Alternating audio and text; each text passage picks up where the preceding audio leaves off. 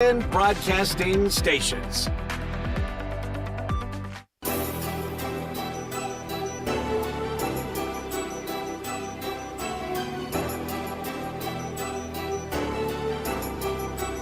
Welcome to Grind Time on Sports 56 and 98.5 FM with Peter Edmiston and Anthony Sane. Here are your hosts, Peter and Anthony. Oh, come on now! Yeah. Hey, get your head up.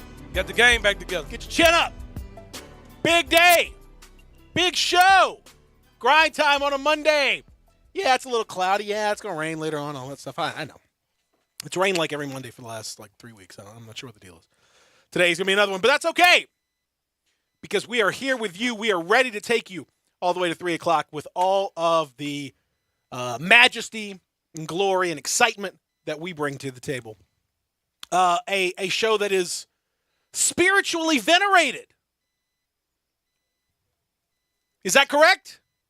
Zach Boyd, who is in for Darian today, and is the deacon without freaking.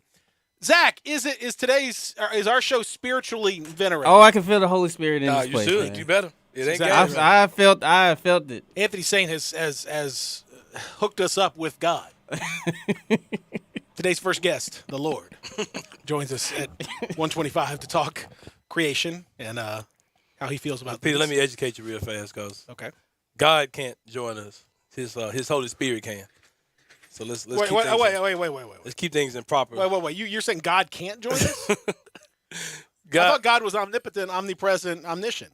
How are you putting limitations on God? When you talk about somebody joining us, that would be the role of the Holy Spirit or the Holy Ghost. But again, you're saying God couldn't.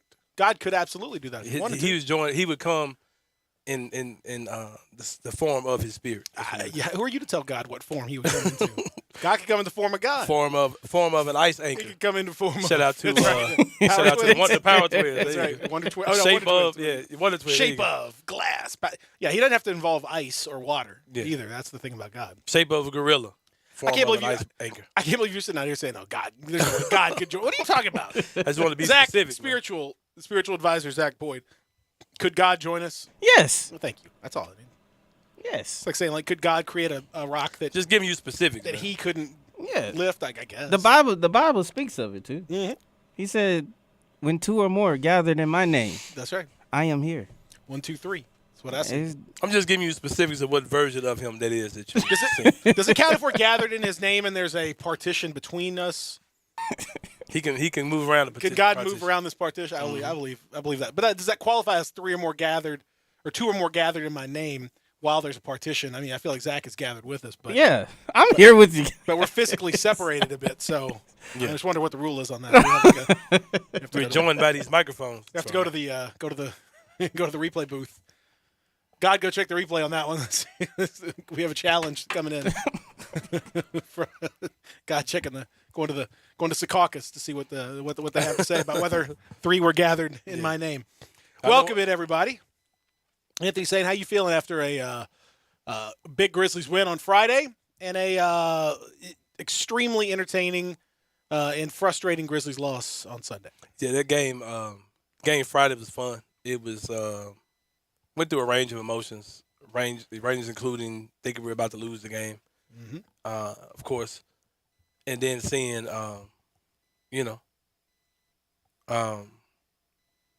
another big Grizzlies comeback in the fourth quarter, pulling out the game, putting Minnesota away. 3 10-point comebacks in the in fourth one quarter of series. that series, which is just insane. I'm gonna say 4 because in game 3, they got blown out twice and came back from 2 blowouts. So. Never happened. Well, they done that in the fourth quarter, though. 3 in the fourth quarter, though. But even we talked about that. So I went for the excitement of that, the relief. I'll be honest with you, man. I didn't really talk about this much on the radio, but I think I share the sentiments of a lot of Grizzly fans when I say this, that I'm just happy to be out of the first round, bro. Because I could not have dealt with the embarrassment of losing in the first round. And that Minnesota team is better than people want to give credit for. That's something that you talked about a lot. You talked about how a lot of people are kind of downplaying the Timberwolves. I think they had the best record after the All-Star break, if I'm not mistaken. Number 1 offense in the NBA the entire season, if I'm not mistaken. That team is good. And they created a lot of matchup problems for us. And I was just happy to get past them, man. I could breathe a little easier. I wasn't as stressed out. And I predicted the Grizzlies would win yesterday, game 1. I figured they might lose one of the 2 home games. I was hoping they would win this first one. Didn't happen. Super exciting game. It was just good to see us. Because honestly, man, the playoffs really don't start to me until now. These are the playoffs. You get rid of the teams who are kind of your friends' teams. These final 8 teams that are left, these are the playoffs to me. This is when it really gets going. And to be on that stage, look as good as you look, almost looking like you were overwhelming Golden State early in the game. And then just the small things. We started falling apart on the small things. There's a lot of things we left on the table. We left a near triple-double from Ja Morant on the table with a fairly good shooting night from 3 for Ja. Got a little bit three-point happy. Had a monster game, probably the best Jaren Jackson game I've ever seen, offensively and defensively. You left that on the table. You left a DeAnthony Melton game on the table. And also, I think something that a lot of people aren't talking about, you left a very, very favorable whistle on the table. Because I'll be honest, there were some BS calls that we got coming our way, especially down the stretch of the game. I was like, all right, I'll take it. I don't know what that was, but I don't even like that jump ball they called when that ball clearly like it went out of bounds on us. I was like, all right, I'll take that. We deserve a couple of those. I think for sure. I think it was a very favorable whistle. Yeah. For the most part, I thought the situation with Draymond was kind of crazy, and I know it went. Anyway. No, I mean it was just crazy the way it turned out. Like yeah. it was just a insane. Like I've never seen a guy get kicked out and pull a. I mean that was a Antonio Brown basically what he did, getting kicked out of the game and just start acting a fool and flipping out, acting foolish, and then going and recording a podcast like. In the second half of the game, like welcome to 2022, man. I mean, it's so weird. People talk about jobbing on the internet. This man recorded a whole podcast after the game, with the same clothes he had on. I don't know. I'm not. Took a shower, put his change clothes. I don't hear about Josh's tweets. I mean, I think one podcast supersedes all the tweeting you could do. But anyway, I think it's certainly a. It's certainly a missed opportunity. That's the bummer, but I think it's understandable. I don't think anyone needs to and I think the reaction has been pretty muted for the most part because people understand, number one, Grizzlies are I use the term extreme underdog. And some people say, a lot of the Golden State fans who are super obnoxious, FYI. I mean. Did I say we left the Anthony Melton game on the table? You may have been. I don't know if you. All right, go ahead. But he looked like. I'm just happy he looked like he can play basketball again. Mm-hmm. It's been a long time since we've seen. Well, actually, never have we seen DeAnthony Melton in the postseason look like he's, played basketball before. Like he looks so overmatched. But this time he looked great. Anyway, Golden State fans are annoying. That much I can tell. Yes. I've never seen such a entitled group like right out of the gate. Just I mean, I got so many like. No other fan base has hit me with as many like just ridiculous, like nonsense comments. And you would think we would right be out of the gate for something I didn't even like. You would think we would be the fan base that would act like we've never been here before, but they're the ones who like. God, one dude was like, "Oh yeah, that was the Warriors won a feel out game. This is definitely gonna be a sweep." I was like, "What game are you watching?" Well, I mean, I characterized the Grizzlies as extreme underdogs, and. They're like, oh, yeah, they won 56 games. They have home court advantage. How are they extreme? That's stupid. Bro, find me a single person who has predicted that the Grizzlies will win the series. A single national media member that has there been one? I counted 27 different picks, and they were all 27 Warriors picks. Yeah, I saw the same thing. Am I missing somebody? Yeah, it is kind of strange. That's blatant disrespect. They are the betting underdogs. They are they were the underdogs in game 1. They're the underdogs in game 2. Individual games, they are the underdogs in the series. No one's predicting them. There's no other way to describe that other than extreme underdogs.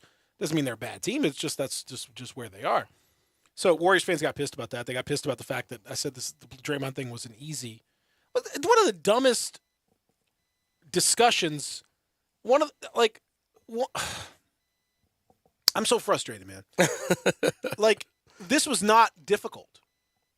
But for whatever reason, ABC and ESPN, the crew, decided to really not show the most obvious angle where it was very clear that he smacked him in the face like he was swatting a fly. Like he's like, Paga! and then he grabs the jersey, pulls him down now, and then he realizes probably halfway through that, like, I'm about to yank this man down on the ground, and then he kind of tries to lift him up. People say, he was lifting him up. He only lifted him up because he pulled him down in the first place. Yeah, exactly. If I trip you and then, like, lift you up, that doesn't negate my tripping you. God said if I be lifted up. He ain't God. He ain't lifting. He ain't lifting. He's tripping. And it's ridiculous. So this is a no-brainer. Like, this is obviously a flagrant 2.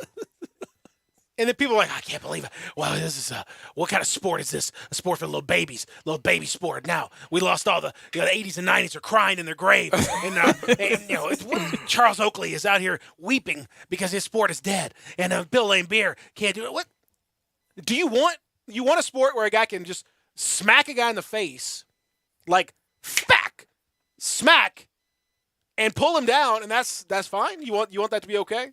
Yeah, that's what you're lamenting. I don't get people being upset about that. That was clear by the book exactly what counts for being a flagrant 2. I mean, it was clear. Like he hit him in the contact in the face. Then he grabs him and literally pulls him out of the air. Like that was like this is like Draymond Green. I don't think people think that you have to like be doing something like fighting a dude to get put out of a game. No, there's certain types of fouls. If you're doing them, they will eject you. It's so weird because it's like when it happened, like you just see everybody like, I was like, this is playoff basketball. You can't eject one of the better players out of the game because of incidental. I'm like, sir, like it's not incidental. Like, bro smacked him because he was trying to smack the ball out of his hands. End up hitting BC in the face, and then like. In the process, like yanked him by his jersey, man. Like what else do you need for a flagrant 2? Like what else? Well, that's the thing is that it's on top of that. You're dealing with Draymond Green. You're dealing with a guy who has a history of doing this sort of thing. Right. It's not a cut and dried. If it were like I don't know, Tyus Jones or something. Like he has no reputation for that. Like, okay, you might be willing to maybe this isn't as cut and dried. It's Draymond Green. This man's kicked people in the nuts. He's punched people before on the court. He's thrown people down. There's just not a difficult thing to figure out. And by the way, irrespective of intent, the rule is that's what it is. Like it's a wind up contact follow through. That it doesn't say, well, if the player was intending to do something. Intent has nothing to do. Did you wind up? Yes. Did you make contact? Yes. Did you follow through? Yes. Done. Like that's what it says. I don't know. You want to take it up with Draymond? You want to take it up with the rule book? So all that discourse was stupid because it was done frankly, in bad faith. Like the halftime show. I don't understand the NBA as a product. Why do these people spend millions upon hundreds of millions of dollars to broadcast this product and just crap all over it for an entire thing? Mm-hmm. You get this product that you spend all this money on, and you're putting it out there, and you spend like the entire first segment talking about how the sport is a disgrace and it's not like it used to be, and the referees can't referee, and this game is a fraud because they kicked. Have they once ever talked about like a play that anybody's ever like one play like an X's and O anything? Yep, it's absurd. And you only see that in the NBA. And it's crazy. Yep. It's why would you do that to the product? So I don't know that it had a huge impact. Frankly, I mean the Grizzlies didn't really take advantage of it the way that they could have. They stopped driving as much, and I think a lot of it has to do with honestly.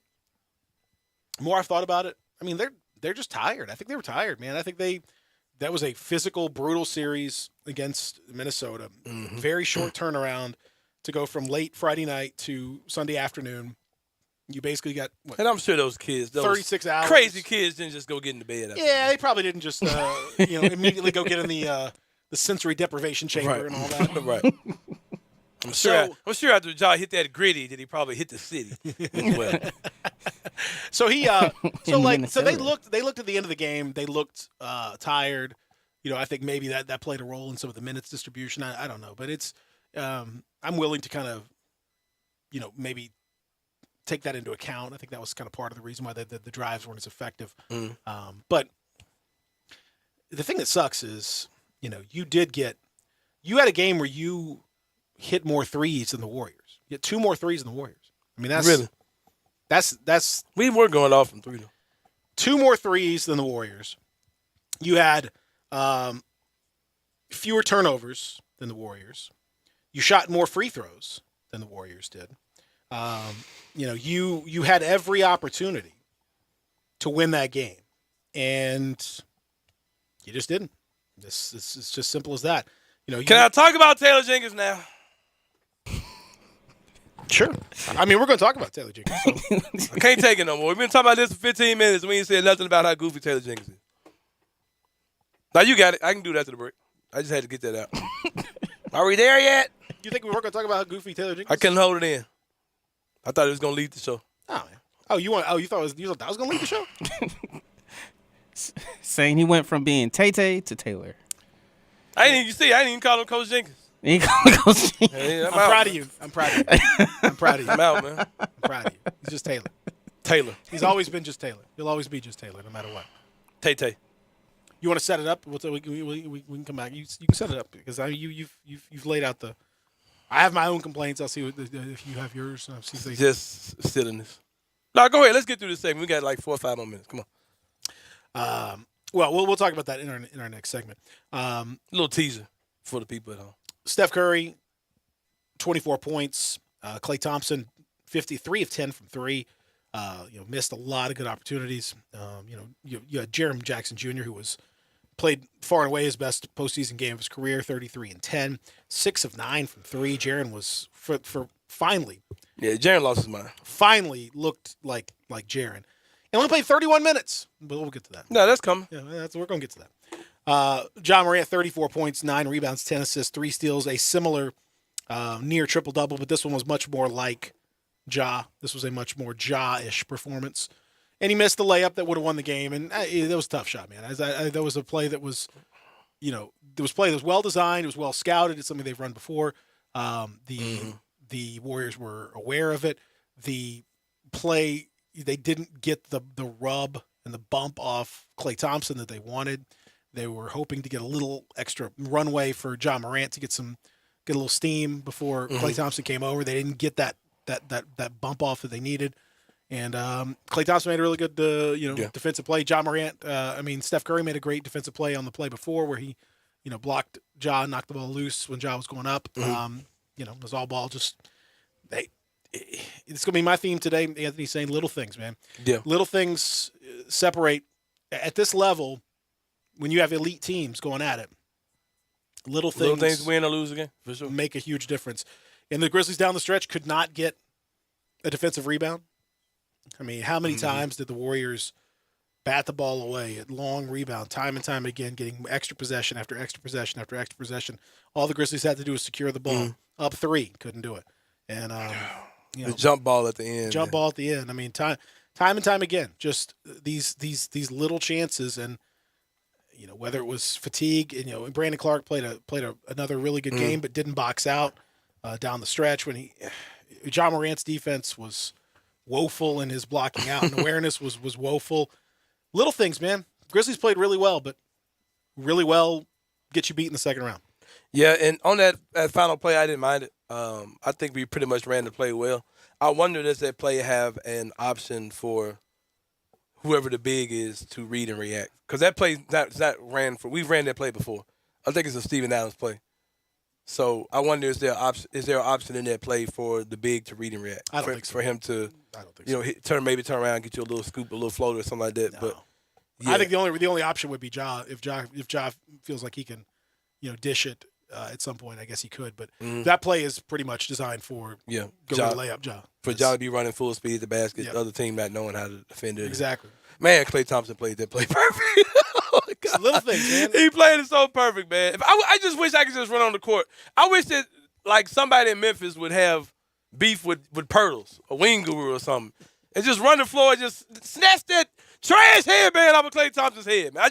I can't deal with it, man. It bothers me seeing that headband on his head. Oh, he killed us. You knew when he got that open look down 2, he was gonna knock it down. Yeah. If we had just got one offensive rebound, I was like, oh man, we about to get this game. All we need is a stop, and they kept missing. and they just kept getting chance after chance after chance. Like, nah, they're going to hit a 3 on this possession. They keep getting the ball back. Yeah. Here goes Klay Thompson, knocked it down. I mean, it's just what it is. Man. You knew it was coming. You knew the deal. And little things, little things, man. Just, My soul getting heavy. Jack, we're gonna get my soul back right. Jordan Poole, man, just Jordan second Poole. second segment. We got to get the soul right. I gotta get my soul back up. When we come back, we'll talk Taylor. Sounds we good. do have some issues to deal with. All right, we're gonna get on your boy. Hit us up on the AutoZone listener line 901-360-8255. 901-360-8255. Get in the zone, AutoZone. Pow.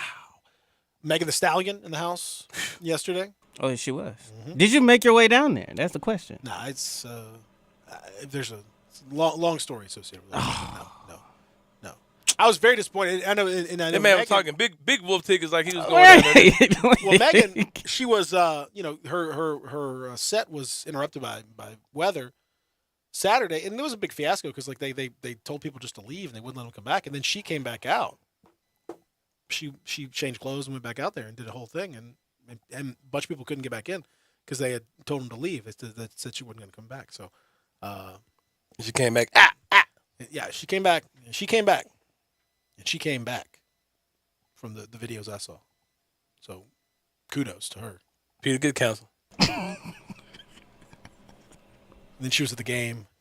She was at the game? Yeah. With Moneybag Yo. She was not sitting She's with not with. Moneybag. No. I'm just saying. I'm saying the celebs at the game. The celebrity people. Oh, okay. Because I was like, Yo. Did she hit Moneybag with the hey big head? Any confirmation that she hit him with the I don't know if Ari gonna let that slide, man. This hit him with the no invite. What's up? I don't know Ari gonna let that slide. She's like, oh, I see you at the game and stuff. No invite. You think is T Morant? Yes, he is. Whatever you're about to say.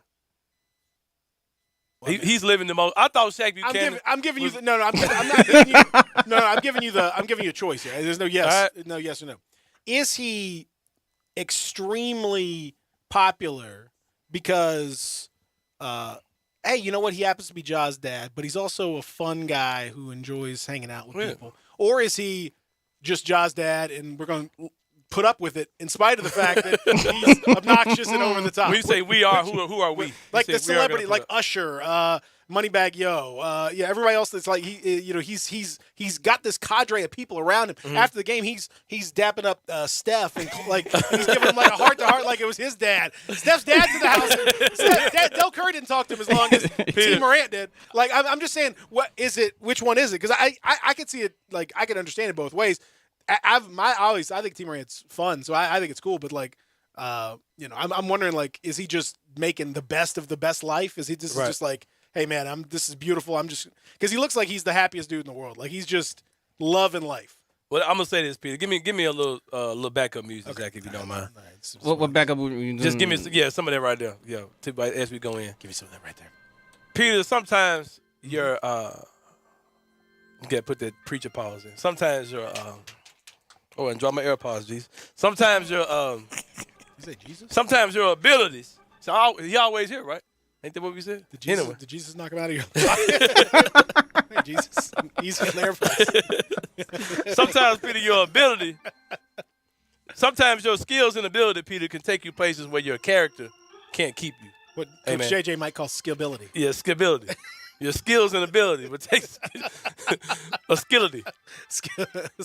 Sometimes your skillability will take you places where your character can't keep you. Ooh, okay. But the opposite of that, Peter, is sometimes your connections can take you places that your charisma can take you past. You understand what I'm saying? So T is in the position he's in because he's Ja Morant's daddy. Yes. But his charisma, his charm, his authenticism, excuse me, amen. Y'all pray with me. Have allowed him to become a personality.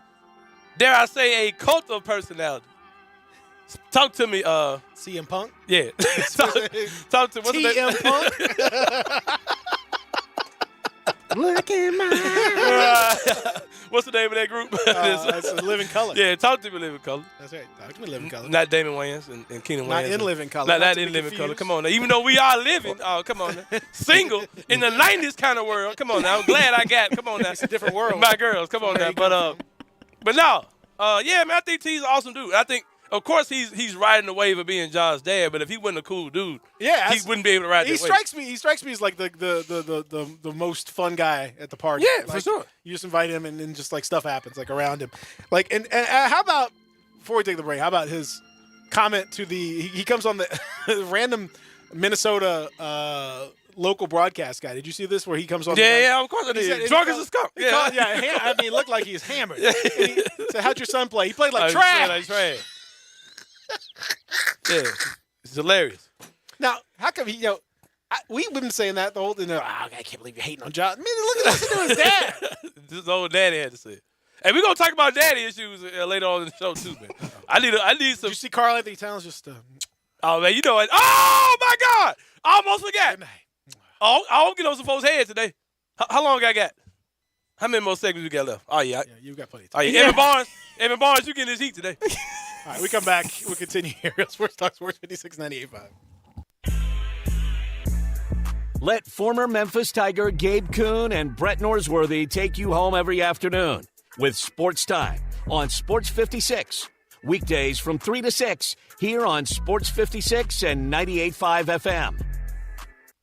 Visit Frontier Western Store today for new shirts and boots. Frontier is your top Carhartt store in the Mid-South. There's thousands of in-stock shirts and jeans. They have the classic K87 pocket tee in every color they make, including new ones just released, available small to 4X. Want new jeans? Frontier has you covered with super tough work denim by Carhartt. And you've got to check out their selection of Ariat jeans for men, women, and children. You will love how easy it is to find the size and style you need. Have you seen Frontier's remodeled world-famous boot showroom? It continues to expand. New styles by Ariat just arrived, plus plenty of stock in proven classics too. Whether you need work or dress boots, trust that Frontier is the place to come. See thousands of pairs of Ariat boots and thousands more by Dan Post, Corral, Durango, Rocky, Twisted X, and others. And Frontier's pricing is lower than online and chain stores, so you know just the local shop to visit.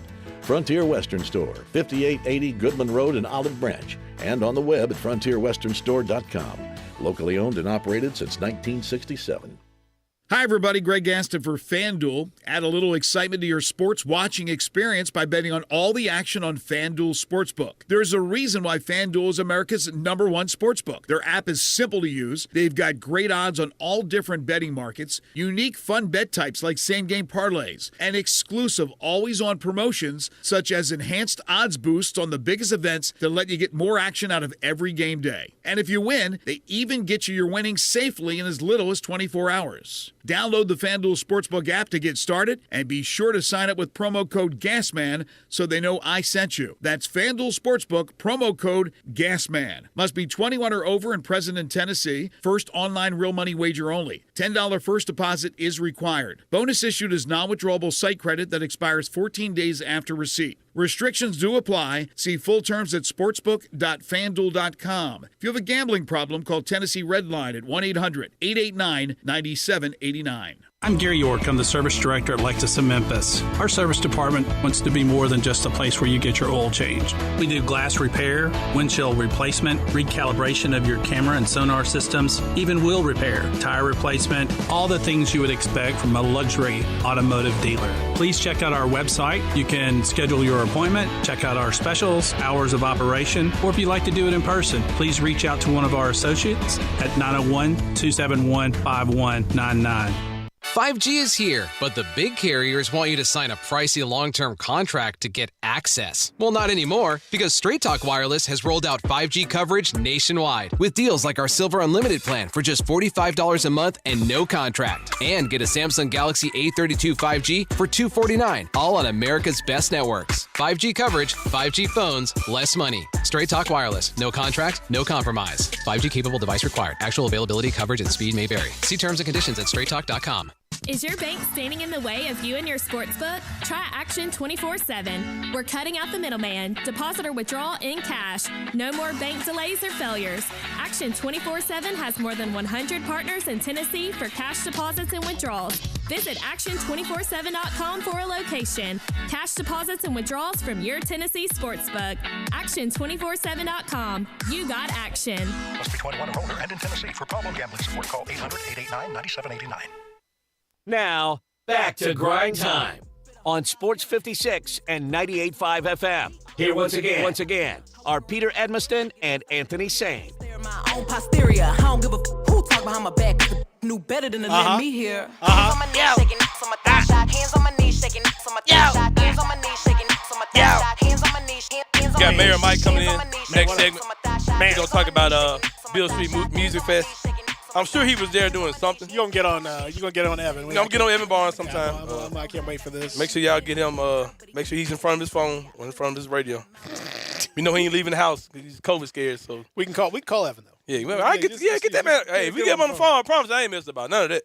But yeah, Mayor Mike is gonna be on. Gonna talk about Beale Street Music Fest. We got a cheese dip discussion to have as well with Mayor Mike. That's coming up in the next segment. Yeah, I'm gonna sit out on that one though. Okay, you gonna sit out?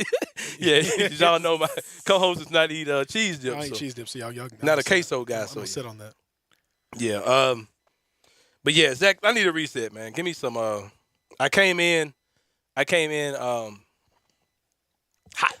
No, I came in not worrying about this series, Zach, because I know how God does things. You know what I mean? So we had a discussion. It's crazy how we had the discussion Friday. Like, does God care about your team? Like, does He care about sports at all? If and the other team is it? Are we keeping a tab of prayers that are coming through? Prayers like the weight. Yeah. Like the or weight how many of God's children are fans of a certain team? That's right. And things like that. And then this right here happened. We got some audio for y'all to show you. I think God does actually care about our team. So let's let that ride. I want to just preach to your hearts this morning from this subject. Who is this? This is Paul says that. This is Pastor Bartholomew, or for the sake of me messing up again, we're gonna call him Bart. I know that's a son named Bart. Pastor Bartholomew. We're gonna call him Bartholomew. It's Pastor Bartholomew, or who's the pastor of. Now you're about to start me the line. It's Brown Baptist. Brown Baptist. There you go. It is definitely Brown.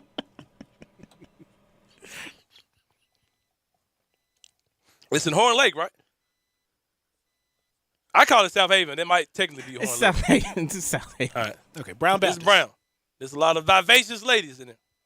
Curvaceous, vivacious, and innovacious. All right, there you go. Start back, Zach. Amen. All right, from the beginning. All right, let's go. I want to just preach to your hearts this morning from this subject. Give back for a comeback. Give back for a comeback. What a comeback, brothers and sisters. What a comeback. The Grizzlies was down by double digits Friday going into fourth quarter. I'm pretty sure from the sound of y'all clap, some of y'all were right there at the watch party Friday night. I'm not so much into sports, y'all, and so I had to really ask someone to give me the low on what this game was all about. Amen. And I appreciate Anthony Sane with Sports 56 Grind Time. He spent some minutes talking with me, and here's what he said: Pastor, you need to put this in perspective. Come on now. Because this was not the first time they have been down and had to come back. He stated that 3 times in this series, and yet they had been down fourth quarter, double digits, but they came back. How did they do that, Anthony? I asked him, this is what Anthony shared with me: teamwork, trusting each other, and knowing who they are and what they had to do in order to finish strong. I was looking at one of the interviews, and one of their own players talked about how they have to play the whole game, not just for one quarter, but they have to give it their all for all 4 quarters. And don't you know, brothers and sisters, even when it comes to the last quarter, sometimes you have to give more if you're wanting the victory. What a great insight, y'all, for all of us, because how many of us have been down double digits in life? Come on now. There have been some situations where it seemed as if we were fourth quarter. It seemed as if we weren't going to be able to make it. We were down. But how many know that when we have our trust in God Almighty, when we develop a team that got our back and we are knowing who we are, God can give us a comeback even when we're down. Hey, man. Hey, that was powerful. Hey. And to think, Peter, they came here and ridiculed us, saying we play with God on this show and all that ain't funny. This is the most godly show on the airwaves. How many shout-outs y'all got from a prominent pastor in the city of Memphis? Since I'm the heathen. When you talk to Bartholomew Orr. Pastor Bartholomew Orr. Is that what you said? You said, Pastor? What they did was they trusted in one another, you understand? Yeah, come on. They trusted before they got busted. Do you think I'm worried about Golden State, My man? car looking a little rusted. You understand what I'm saying? Hey, after that right there, you think I was worried about anything I saw yesterday, man? Hey, Grizz is 7, like I said. Oh, man. The wind's out here gusted. You see Come on now. Grizz is 7, man. That's all I got to say. How can you argue with God, man? Is that what y'all going to Exactly. If God be for grind time, who can be against it? We even had the video. You put the little still. He was still. I'm up here like Sherman Brown Baptist. Shout out everybody. So if somebody said, Peter, when the last time you been in church? Hey, I'd be like, right there, I was a Brown Baptist. That's a Brown Baptist. That's right. Amongst the people. Me and Pastor Orr. Good buddies. Anthony Sane. Talking to the other guy. And the white guy. Yeah. Whoever that guy is. Anyway. He's got an afro like us, but he said, don't listen to that guy. It's actually the Anthony Sane show, but some of their negotiations. Oh man, that's funny. Oh man, y'all down double digits in life. Hey, 5 fouls. Sometimes you have 4 fouls in the first half. They call you Triple J. That's right. Put you on minutes. But I know a single J by the name of Jesus. That's all. Come on now. You can't put your faith in Triple J. That should have did something. Right there. Jesus. Come on now. Jehovah. Come on. I know now. somebody else on Sunday who came back when things were looking a little rough. You understand what I'm saying? Come on now. Who is it? He rolled that stone right down the lane. Now. He put it in for all of us. Oh yeah. We understand that. Mm-hmm. Grizzlies, by the way, have not won on the weekend. They haven't won on the Lord's Day or Saturday. They've only won on. That is true. Dog, so what's up with that? We ain't won on either Sabbath. What's up with it? Yeah. Not keeping it holy, I don't We guess. ain't keeping it holy at all. What's up, Zach? Hey, man, y'all ain't praying hard enough, man. That's whatever Sabbath. Come on, y'all. We gotta whichever one you into. We gotta get them prayers in, man. The votes are y'all coming not in. praying hard enough for me, man. Yeah, I think the prayers definitely need to come in a little bit harder. Now, who we need to pray for is somebody who I know has a hard-headed spirit, a reprobate mind, on the sidelines. Amen. And that is Coach Taylor Jenkins. I'm gonna tell you what made me so mad about him, man. And every time I kind of lean into Coach Jenkins and kind of give him the Anthony Sane tribal chief of Grizz Twitter stamp of approval, he does something goofy, man. It just made me just want to take it all back, bro. He comes out about 30 minutes, an hour before the game, and I think my boy DeMichael Cole, with the commercial appeal, asked him, Coach, what are you doing with your starting lineup? And he come out like he just got something sneaky and, I know, but, ain't nobody else going to know. And I'm like, all right, check this out. He's probably going to do something he never done. Maybe he's going to pull out the Jaren, Brandon Clark. Brandon Clark has been that dude the entire playoffs. Maybe he's going to start Brandon. Maybe he's going to start Kyle to kind of mix things up against Golden State or whatever. And he pulls out this old Xavier Tillman lineup. Then he's been starting the whole freaking playoffs except for game 1 against Minnesota. Like, why you ain't just say that? Like, what's the point of, like, hyping me up like I think you finna do something dope? Try to keep it, keep it the mystery for the Warriors. And then you come out this same weird lineup in the second half, bro. Like, man, I'm about to say I'm out on Taylor Jenkins, bro. Hey, he ain't John and Jaren and them ain't the only young dudes in the playoffs, bro. That's what I'm gonna say. They're not the only inexperienced dudes in the playoffs, and it's showing, man. Mm-hmm. It's showing. David, by the way, pointing out rightly so that Grizzlies did close out Minnesota on Shabbat. That's right. The Shabbat was, and I mean that's true. And Zach that counts, right? Because it was after sundown Friday, so that does count, correct? What was that again? On the Man, Peter, Zach ain't no real 7-day Adventist, man. Yeah. What you talking about? You don't even know what I'm talking about. What? Sabbath is when? It's Friday sunset to Saturday why you sunset. acting like So why you acting like No, I'm not- because I tuned out Man, for a is second that- because you I had to get the music ready, Yeah, man. He's back. He's back. I had to get the music ready for our the. Jewish friends, our Seventh-day Adventist friends. Yeah. The Sabbath was in effect. Yes. Technically, Right. it was Friday, but it was It- also technically Sabbath because it was a late start. So Right. I'll allow. Yeah. it. Very good. Okay, Yeah, there you there you go. go. All right. Yeah, you're good. They're back Yeah. in the mix. Appreciate you, Dave. Okay, there you go. Back in the mix. Dave, we're going to ask you for all about 7-day Adventist stuff because Zach is just, he over lying. I got the same stuff on the screen he had it for the last 10 minutes. Anyway. So now with regard to Taylor Jenkins, he also had a very alarming quote Yep. after the game. He said, "I'm not trying to play guys 40 minutes." Why? Why? For what reason are you not trying to play guys 40 minutes at this point in the postseason?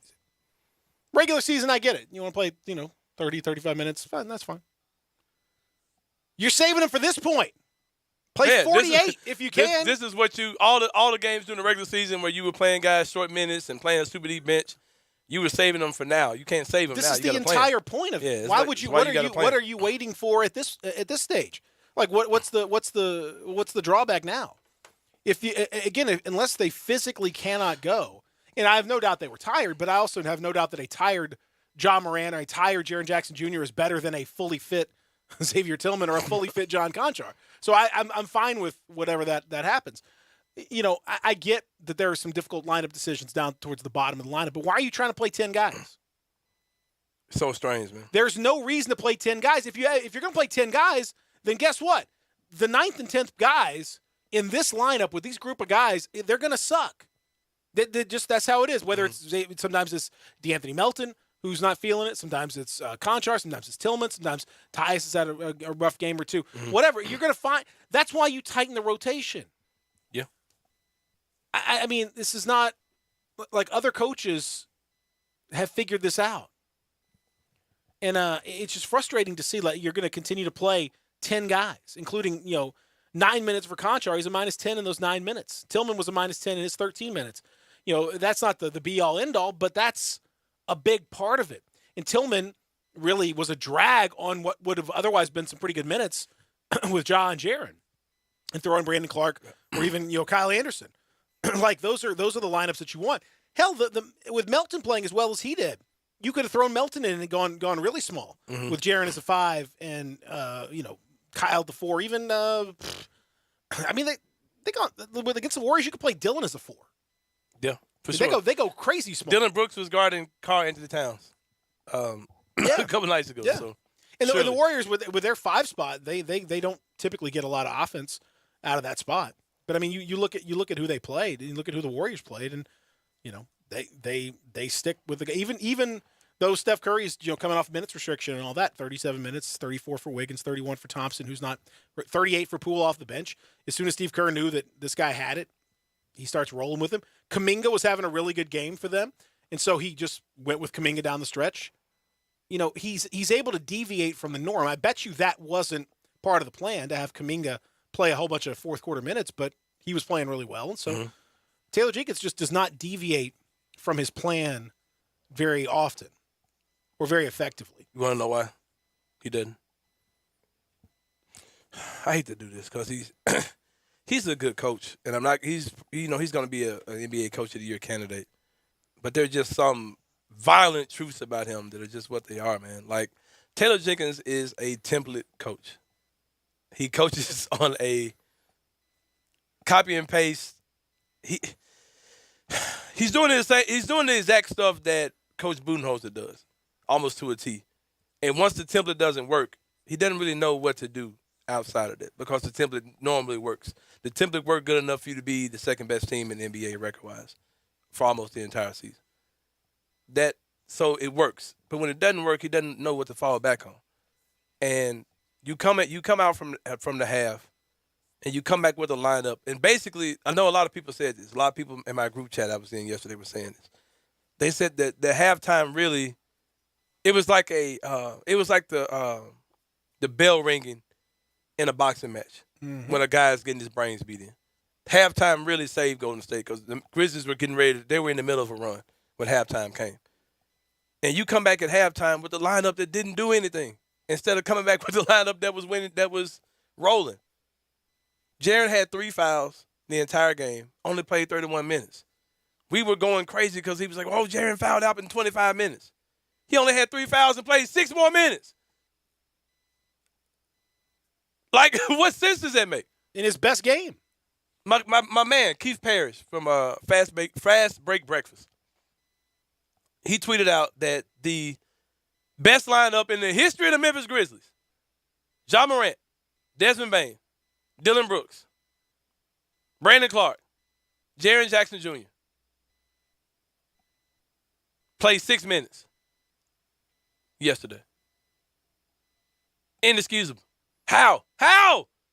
And I know you guys are an analytically based organization. I know you are. I know y'all have analytics meetings every day. So that never came up. Like, what's our best lineup? That doesn't come up. How are you not running that lineup into the ground if you can, if guys aren't fouling out? And like I said, man, we had a super favorable whistle yesterday. Insanely favorable. Clay and Steph had 5 fouls last night. It was great. It was a great whistle. Come on, coach. I mean, it was. I don't really get it. I gotta say, I don't get it. I mean, I've never understood some of the reluctance to run with lineups that are, that he just doesn't want to use them, and it's obvious that they're a good lineup and a good matchup for this team, especially with Golden State going, as small as they tend to go. That's a perfect time to run that lineup out there. And with the way that Jaren's playing, if you left a 33-10 from Jaren, man, on the floor, sitting there, the man is, he could play 40 minutes. Jaren's in good shape. I don't know. It's frustrating. And then and obviously Desmond Bane's going to play better. I think Bane got hurt towards the end of the game, and I assume he'll be okay. But he was definitely hobbling down the stretch. Do you think Jaren's hurt? Do you think Jaren has a concussion? I don't know. I heard people say that he didn't sound right during the post-game interview. That's so scary, man. Concussions are scary, especially if you. Concussions are scary, but I'm not sure that that's. I mean, I have absolutely no idea. I haven't seen the videos. I watched a little bit of his post-game. It's hard to find actual post-game. Everything is like dancing and. He seems like it's hard to find actual. Well, I watched him at the podium. I don't think that they would have sent him to the podium. Right, that's what I was thinking. Suspected that he had a concussion. That doesn't make any sense. Part of it is also that Jaren is just kind of flighty.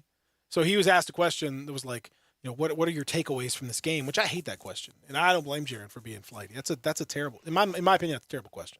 Like, what are your takeaways from the game? That's your job as a reporter and a writer to ask a question, to figure out what those takeaways are. Right, like that's your job. Like, what are your look at Peter. What are your takeaways? Is like write my article for me, because that's what you're saying. Like, no. Yeah. Ask a specific question, like, what did you think of the matchup with this, or what when you guys ran this play, or you ran a lot of this, whatever this action is. Oh, you hit a lot of threes. Did you, were they calling plays for you? Or was it just, stuff like that?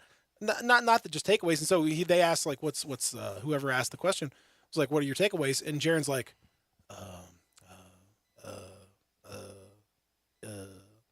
don't know, stuff like that. Like just Jaren being like, that's kind of what Jaren does. Mm-hmm. He's sort of flighty anyway. And that's a very open-ended question. Yeah. You can't ask Jaren a big open-ended question, and he's just not going to answer it. So I think to me, he's fine. Hey, Grizz in 7 though. That's all I can say. If it went for Bartholomew Orr on my side, I'd be saying something different. But. Whoo! Well, game 2 is going to be big. We're going to talk Mayor Mike when we come back. We'll talk more about this one though. This is a big one. This is a big one, huge one. We'll talk about it when we continue. Real Sports Talk, Sports 56, 98.5. Join the voice of the Tigers, Dave Woloshin, for Wolo and Friends. Weekday mornings from 10 to 11, here on Sports 56 and 98.5 FM. Hi, this is Troy Fiveash, owner of Fiveash Roof Services. As we all know, Memphis can be a hotbed for severe weather, and that weather can play havoc on our roofs. Most people don't know what they should do first when they're concerned about the condition of their roof. Call their insurance company, call a contractor, or trust a door-to-door salesman that's making claims that are hard to believe. My advice would be call the contractor that you know and trust. If you don't know any, research your local contractors and give 2 or 3 a call. I hope your research will lead you to us. Have your roof inspected, decide for yourself what you should do, and whether or not you should file a claim with your insurance company. It's your home, it's your policy, and it's your money. Don't let anyone pressure you into anything. If you give 5S Roofing a call, we promise personal service with a member of our family with no pressure and no hype. 5S Roof Services, proud partner of the Memphis Tigers and the official roofer of the Tigers home team. 5S Roofing, fair, honest, and ethical. 367-0050 or memphisroofer.com. 5S Roofing, it's what we do. We're here for you. Welcome to Triumph Auto Sales, where you'll have a great car buying experience. Triumph Auto Sales is your #1 source of quality pre-owned vehicles ranging from lease returns to new car trades, all at huge savings. Plus, Triumph has a full array of financing options to meet your needs. Find your next car online at triumphautosales.com or stop in today at 4875 Elmore Road. Triumph Auto Sales will help you get the vehicle you want at the price you need and the service you deserve. For a great car and a great experience from a local and family-owned business, visit Triumph Auto Sales. Gabe, you okay? I had a really big lunch. What'd you have? Central Barbecue. I can't go wrong with that. What'd you have? Central Barbecue. I got that. What did you have at Central Barbecue? Central Barbecue. What, you mean you had everything? Yep, started yesterday when they opened. Ribs, pulled pork, bologna sandwich. You had everything? I figured since I'm doing their ads now, I should taste everything. Desserts, sausage and cheese plate? Everything, even the portobello mushroom sandwich. Very impressive. What'd you think? Everything was really good. I may have to do it again to be sure. You are a true professional. Get in zone, AutoZone. Welcome to AutoZone. What are you working on today? So you're looking for more out of your battery. We can help. If you're in need of higher performance, we'd go with Duralast Platinum. It's the best choice for premium power design for your vehicle. And the line now includes EFB and AGM technology, which means we've got the right Duralast Platinum battery for you. And they're only available here at AutoZone. That's why we're America's #1 battery destination. Claim based on data from the NPD Group 2020. Get in zone, AutoZone. Man, not again. It's already dark out here. I'm in the middle of nowhere. Who gonna tow me this late? Have you called A1's Towing and Hauling? Ma'am, my whole front axle's off my car. I don't think anyone can tow this. They can tow anything, from cranes to semis to buses to wrecked cars. You need to give them a call. Tow starting as low as $45. Call the Go Army, 901-685-HELP. 901-685-HELP. We can tow anything. Now, back to Grind Time on Sports 56 and 98.5 FM. Here once again, are Peter Edmiston and Anthony Sane. Blessings flying everywhere. Got my partner Roscoe like, bro, I'm drunk in hell. Can't you tell? 270 bells that fit this stat so fucking well. All right, you know what time it is. Is there? Mayor Mike. What up? How you holding up? How you holding up, Mayor Mike? Man, I love that song right there, man. Yes, sir. Get crunk in the cup, man. That's what I'm talking about. Did you, were you at the game, the Grizzlies game yesterday? Nah, man, I didn't go to the game yesterday, man. I didn't go. I heard some mixed reviews on the 3-6 Mafia halftime performance. I don't count that as 3-6 Mafia. If it ain't Paul Juicy, if it ain't the core four, I'm down. I don't count it. I hate that too, man. Why can't It ain't 3-6 Mafia without all six of them, man. You know. Well, some of them just can't be there. Yeah, some of them you can't. Some of them aren't with us anymore. Obvious man, issues. Change the name up. 4-6 Mafia. I don't know. Change that turn up, man. But it's kind of like the Grizzlies, man. As long as you got John Jaren, you good. Like Paul and Juicy are John Jaren. So. You gotta have both of them. I don't really care who's around. It ain't been the same, man, since honestly, they ain't been cool or the same since Gangsta Boo left.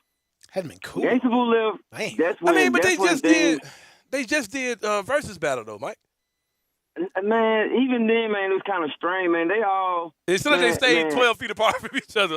Yeah, they all. You know what I'm saying? Like, Boo's still kind of mad about the thing that Juicy J did at Minglewood Hall, man. So it's just it's still a lot of weirdness in that group, man. Right. And it ain't been cool since Gangsta Boo left, and then Juicy left, did his thing, and things kind of went crazy, man. Right. But so they performed at Beale Street Music Festival like that too. They were kind of. They don't really be like together, like they used to be back in the day. They on the stage, but they just up there to get that check. No, I'm saying Juicy J wasn't there at all. It was all without Juicy J too, right? Juicy J and Paul, they were there. I don't get it then. Why won't they do the Grizzlies stuff together? Anyway, so all right. So Mayor Mike, you were at Beale Street Music Festival, all right? Man, I went one day, bro. One day. What was it like the day that you went?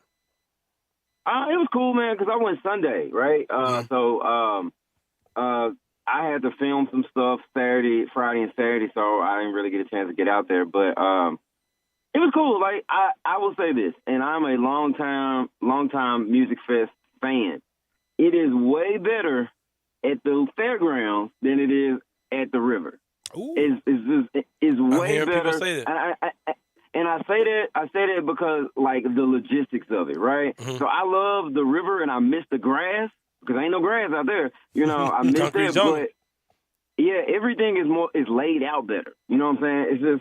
It's laid out better. They got trees, so you can sit on the tree. You won't just die of heat. And they just got more room. It's just more room to move around. They got trees and no grass? Yeah, they got some grass. You know, I know what you're saying. Yeah. so it's not actually at Tiger Lane. You know what I'm saying? It's like in the parking lot of the actual stadium, and then they got some stuff set up on Tiger Lane, which I thought was really cool. You know, for a first year, I thought it was way more organized than it is downtown. Wow, way more organized, and it's better parking. It's just way better situation. I ain't mad at it at all. Way better situation. Our friend, our friend Sharon Brown, Shy says it was DJ Paul, Gangsta Boo, and Crunchy Black as the halftime show. Yeah, I know. That's what I'm saying. Yeah, but it was so. Juicy wasn't there. Without Juicy, no Juicy. But you're saying that Juicy was at the Bill Street Music Festival, right, Mike? Yeah, he was there. Yeah, he was there. He must have had another show or something. But then why would he not show you, to man, the like, That's game, weird. man. That's weird. Maybe they didn't. Maybe it's a money thing. Like obligations, baby. You gotta make that cheddar. Yeah, maybe he wanted a little extra, Cheddar, on the top. I mean, hey, Lil Wayne didn't show up last night, so you know things happen. Mechanical issues. Yeah, that's what they say. Wheezy F baby stands for flight failure. Flight failure. Wheezy. Right. I'm just saying this man's super rich. He can't get another plane real quick. That's all I'm saying. But, Right. you know, whatever. Hey, at least it wasn't, I guess you know, they're out of planes. Rick Ross having like a heart attack on the plane or something. Whatever that was. At least have a heart attack on the plane, so we can understand that. At least say you OD'd or something. Come on. Yeah, man, just say he OD, man. I OD. But that man cannot OD.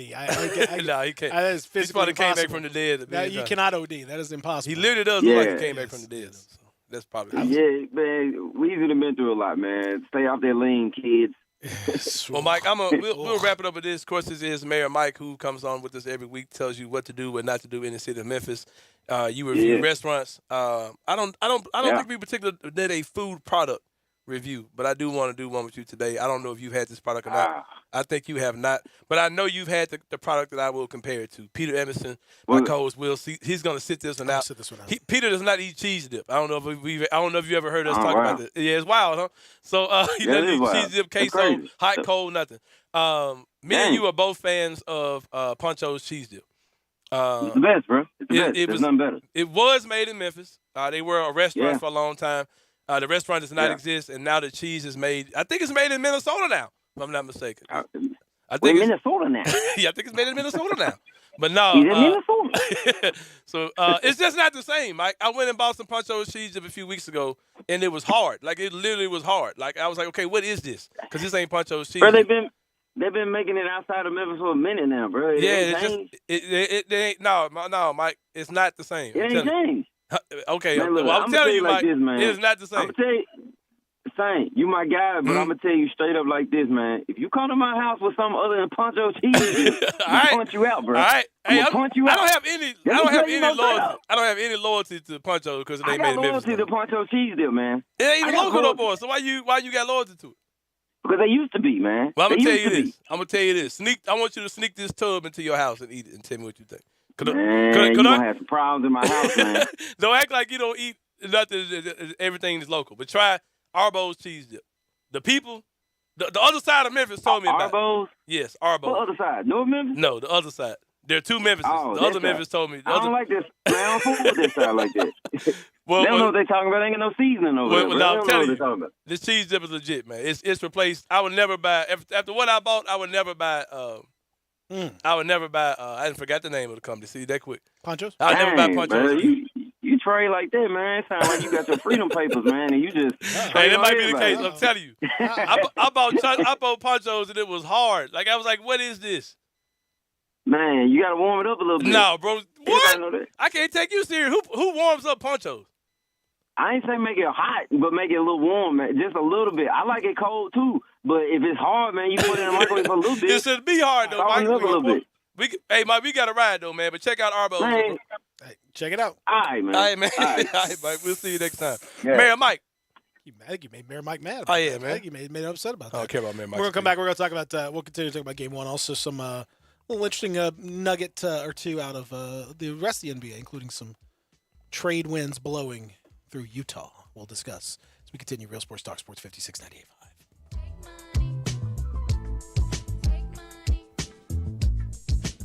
Regions Bank presents Live at the Garden 2022 at the beautiful Memphis Botanic Garden. This year's lineup includes Steely Dan June 11th, Darius Rucker July 15th, Lady A August 20th, the Doobie Brothers and Michael McDonald September 3rd, and Chicago October 20th. Season long and all individual concert tickets are on sale now at Ticketmaster.com. For more information, go to RadiansAmp.com. Also presented by Duncan Williams Investment Bankers, AutoZone, Gossett Motors, True Green, The Lilly Company, Pro Show, and Mahaffey Events.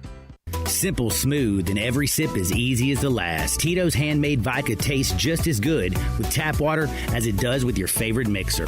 Back in the day, Tito distilled, hand bottled, taste tested, sent to a few friends, then taste tested again to give you the finest juice around. No frills, no flavors, no fancy labels, just the good stuff. Just Tito's. For recipes, videos, and more, visit Tito'sVodka.com. Distilled and bottled in Austin, Texas, 40% alcohol by volume, namely 80 proof, crafted to be savored responsibly. Nestled in the heart of East Memphis, located corner of Park and Cherry, is a beautiful residential neighborhood. I'm here at Town Village Audubon Park interviewing a new resident, Carolyn. Share with us why you chose Town Village. Well, if your parents or special friends need to make that big move, let me share with you my experience. It was tough for me to leave home, but then I discovered Town Village. I would like to highly recommend Town Village to you and your loved ones. After looking at all the amenities and meeting all the people and staff, I was hooked. From restaurant, bistro, 3 meals per day, housekeeping, transportation, security, health care, physical therapy, exercise room, and even a heated pool and spa. Come see us and make your new home at Town Village. Visit us and call Daniel at Town Village Audubon Park at 901-374-7342. There's no place like home, Town Village. At Charmin, we heard you shouldn't talk about going to the bathroom in public, so we decided to sing about it. I love my Charmin Super Mega Golden Rose, yeah. Gold last long, it's TP Gold, yeah. Charmin's got 6 rows in one, lasts forever on my buns. Only Super Mega when I'm cleaning. Charmin's got my booty believing. Charmin Super Mega Roll is 6 regular rolls in one. Enjoy the go with Charmin. People always ask me, what does being a dealer for the people really mean? Does it mean the best value or the best service or the best selection? This is Colin Johnston from DeSoto Auto Sales. For the people is a simple idea. We believe everyone deserves to drive a nicer, newer car. This belief drives the entire team at DeSoto Auto Sales to care more, to try harder, and to work smarter. We're dedicated to helping you find the perfect car for your life and budget. Many people come to DeSoto Auto Sales for help. Maybe they're making payments on a car that's no longer right for them. Or maybe they owe more on their car than it's worth. Or maybe they've had credit problems in the past. Or maybe they're just nervous and want to make sure they're taken care of. No problem is too big for us. We may not be able to help everybody, but I guarantee we will try our best to help you. I'm Colin, and I'm a dealer for the people. Come see us at DeSoto Auto Sales at 5704 Goodman Road in Olive Branch. Give us a call at 662-890-7184 or pick out your nicer, newer car at DeSotoAutoSales.com. We are Sports 56, WHBQ Memphis, and W253DF Memphis, Flynn Broadcasting Stations.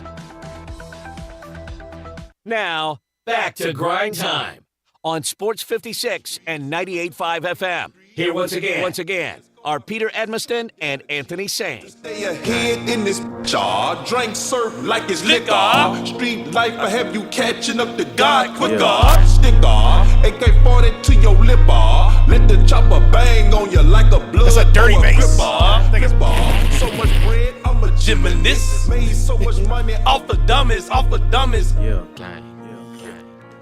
Come on now. I missed Body catcher. No, No, about it. You ain't gang. No regular F-150, this a raptor. No capper, street, not a rapper. You know, regular F-150. I'm a raptor. Hey, that part right there that hit you, man. Ain't nothing gonna hit you. The man said but it's one of the best lines in the history of music, man. That man said the chopper hit you and turn you into a booty clapper. Booty clapper.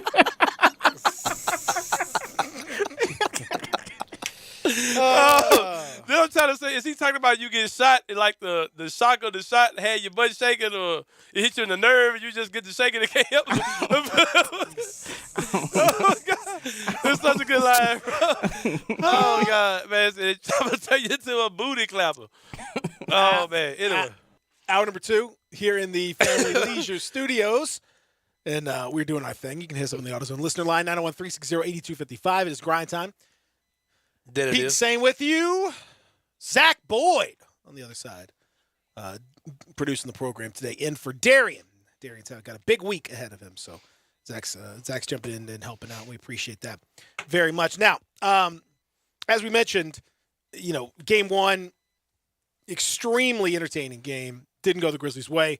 They lose 117-116 to the Warriors. Game 2 tomorrow. Don't know. Well, I guess we'll find out later on today if there's any further punishment for Draymond Green getting ejected from the game. It's possible he could get suspended. I don't think so, but it is possible that could happen. We'll keep an eye on that. I know that some of the folks have been talking today.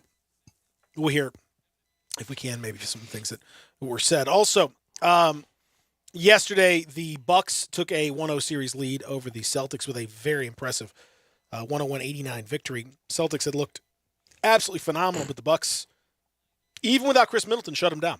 And thanks to Giannis, is just so good, man. Yeah, it's incredible to see the things Giannis is able to do. I was sure Boston was going to beat them in that first game, and the Bucks came out there and they set the tone, man. You talk about the heart of a champion; they showed it yesterday. Giannis is just so, and it's people who talk about, man, if Giannis ever got a jump shot, like, bro, like if Giannis is Shaq that can dribble. That's what you're talking about, man. You're talking about Shaquille O'Neal with guard skills. That's literally what you're looking at with Giannis. He's a better passer. And it's like, how do you? It's crazy. How do you think that guy has to do anything? Like, he's incredible, and good luck trying to stop him and thinking you can just gut him and trap him into shooting or whatever, because he's good, man. He's absolutely incredible, and I don't know, it makes you rethink everything, because I thought for sure Boston was coming out of the East, but that Bucks team, until they get put out, there's no way I'm going to count them out. No, they were physical. They were stronger. They were better. They got huge minutes for some former Grizzlies. Grayson Allen, 29 minutes off the bench, 4 of 8 for the field, 3 of 6 from 3.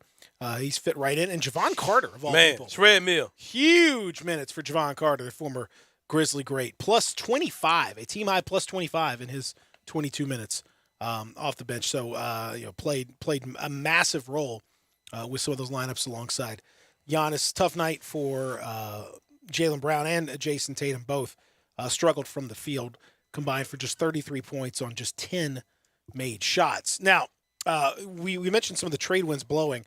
A report out of Utah, this is one of those that's a little bit of a report, but it seems to come from a fairly credible source, says that he expects that Rudy Gobert will make it clear to the Jazz that it's a him or me situation with Donovan Mitchell in this offseason, and that it's going to be either get rid of Donovan Mitchell or trade me, one of the two.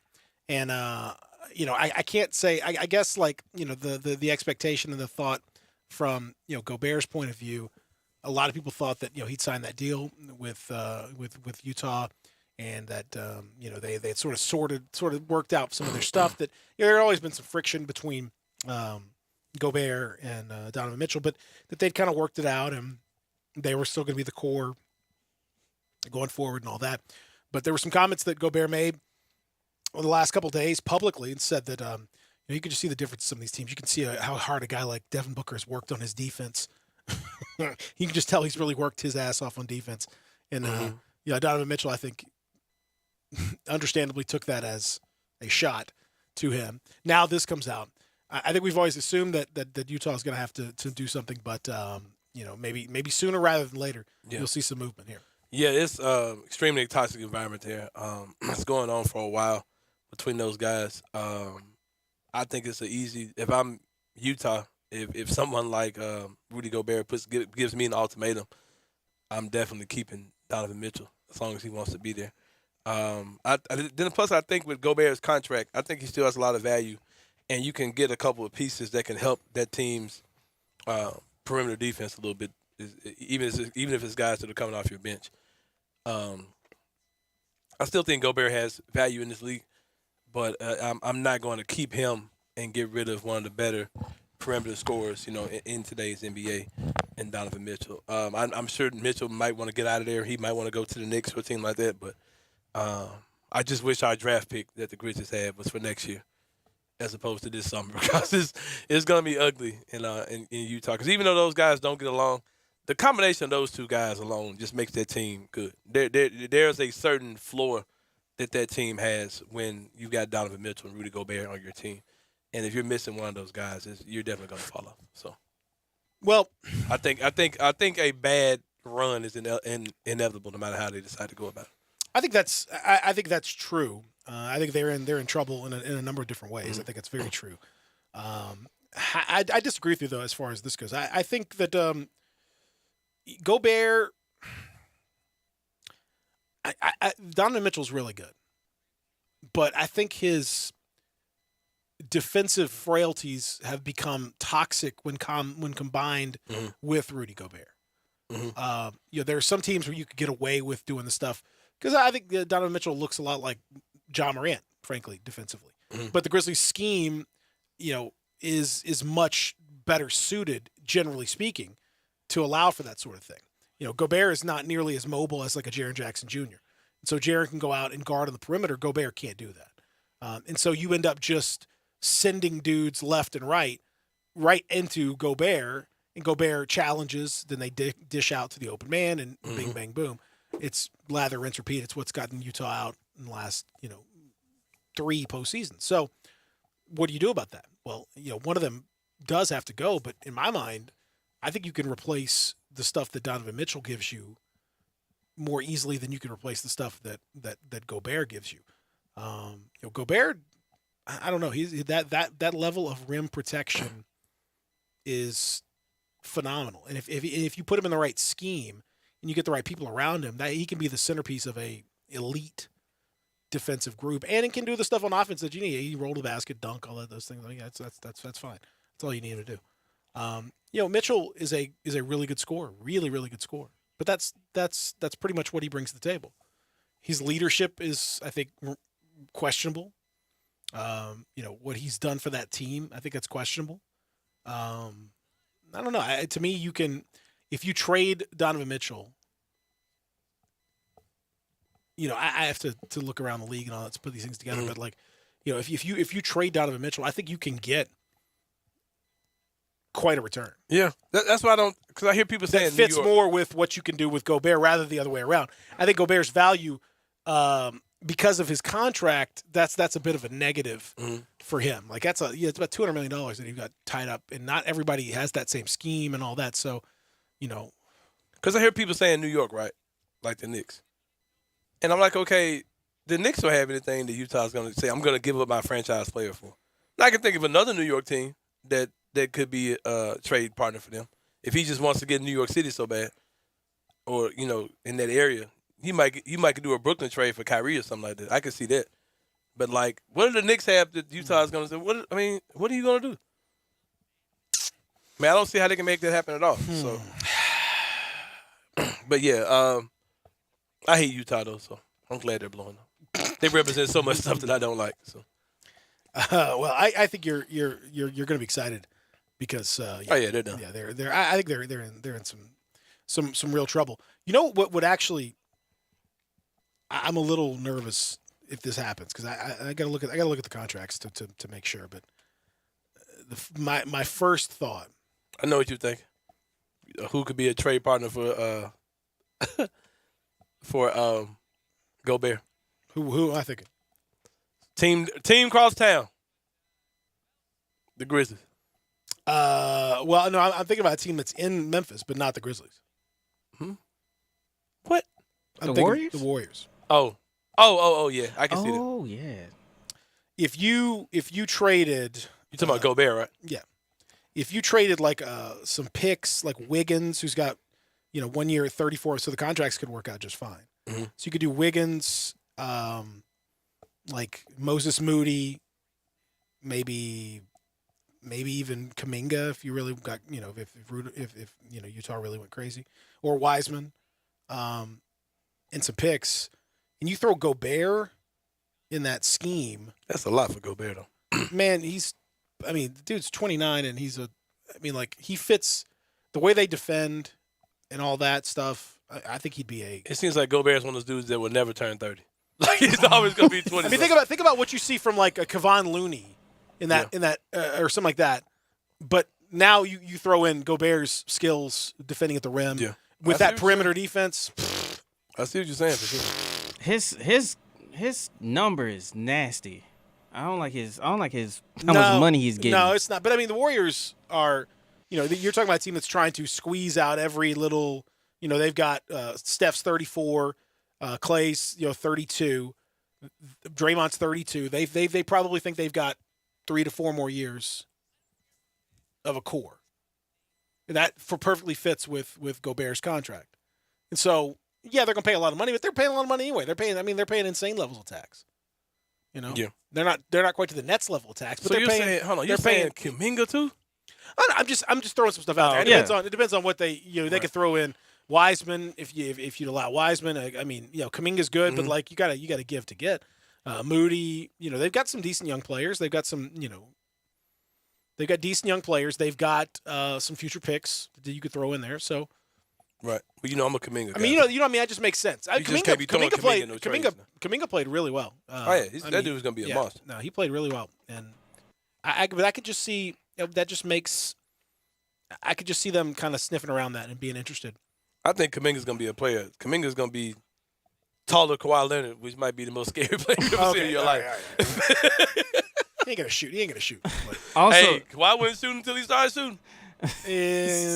I'll believe that one. But I like Kuminga. Don't get me wrong. I like Kuminga. I think that might be a little too much. Also, Memphis still has the Warriors' first round pick from 24 to 26. Yeah. So, I need Golden State to start looking old, man. They ain't quite there yet. No. They don't look old. If they want to do it this series, I'd be down for that too. So they do not. They do not look old. They look, frankly, they look really good. And again, they didn't play particularly well, in many respects. I mean, they didn't shoot threes as well as the Grizzlies. They didn't get vintage games from Klay Thompson. Until that last shot. Steph was okay, but not like, a superstar. They lost Draymond Green half the game, and they still won. They got all the shot quality metrics and all that stuff indicate that Golden State got worse looks and all that stuff than the Grizzlies. And the Grizzlies still, managed to lose that game. So, but I think, the bigger, the one thing I'll say seems from Grizzlies fans, everyone is much more comfortable with this role. Everyone was very tight, including Grizzlies fans. The Grizzlies as players, the team, leadership, coaching, everybody was very tight in that Minnesota series. Ja dancing and in the game. Ja's dancing like as Desmond Bain shoots the ball. He hadn't even shot the ball yet, and Ja was doing the gritty. Didn't even do it. He knew it was going in, man.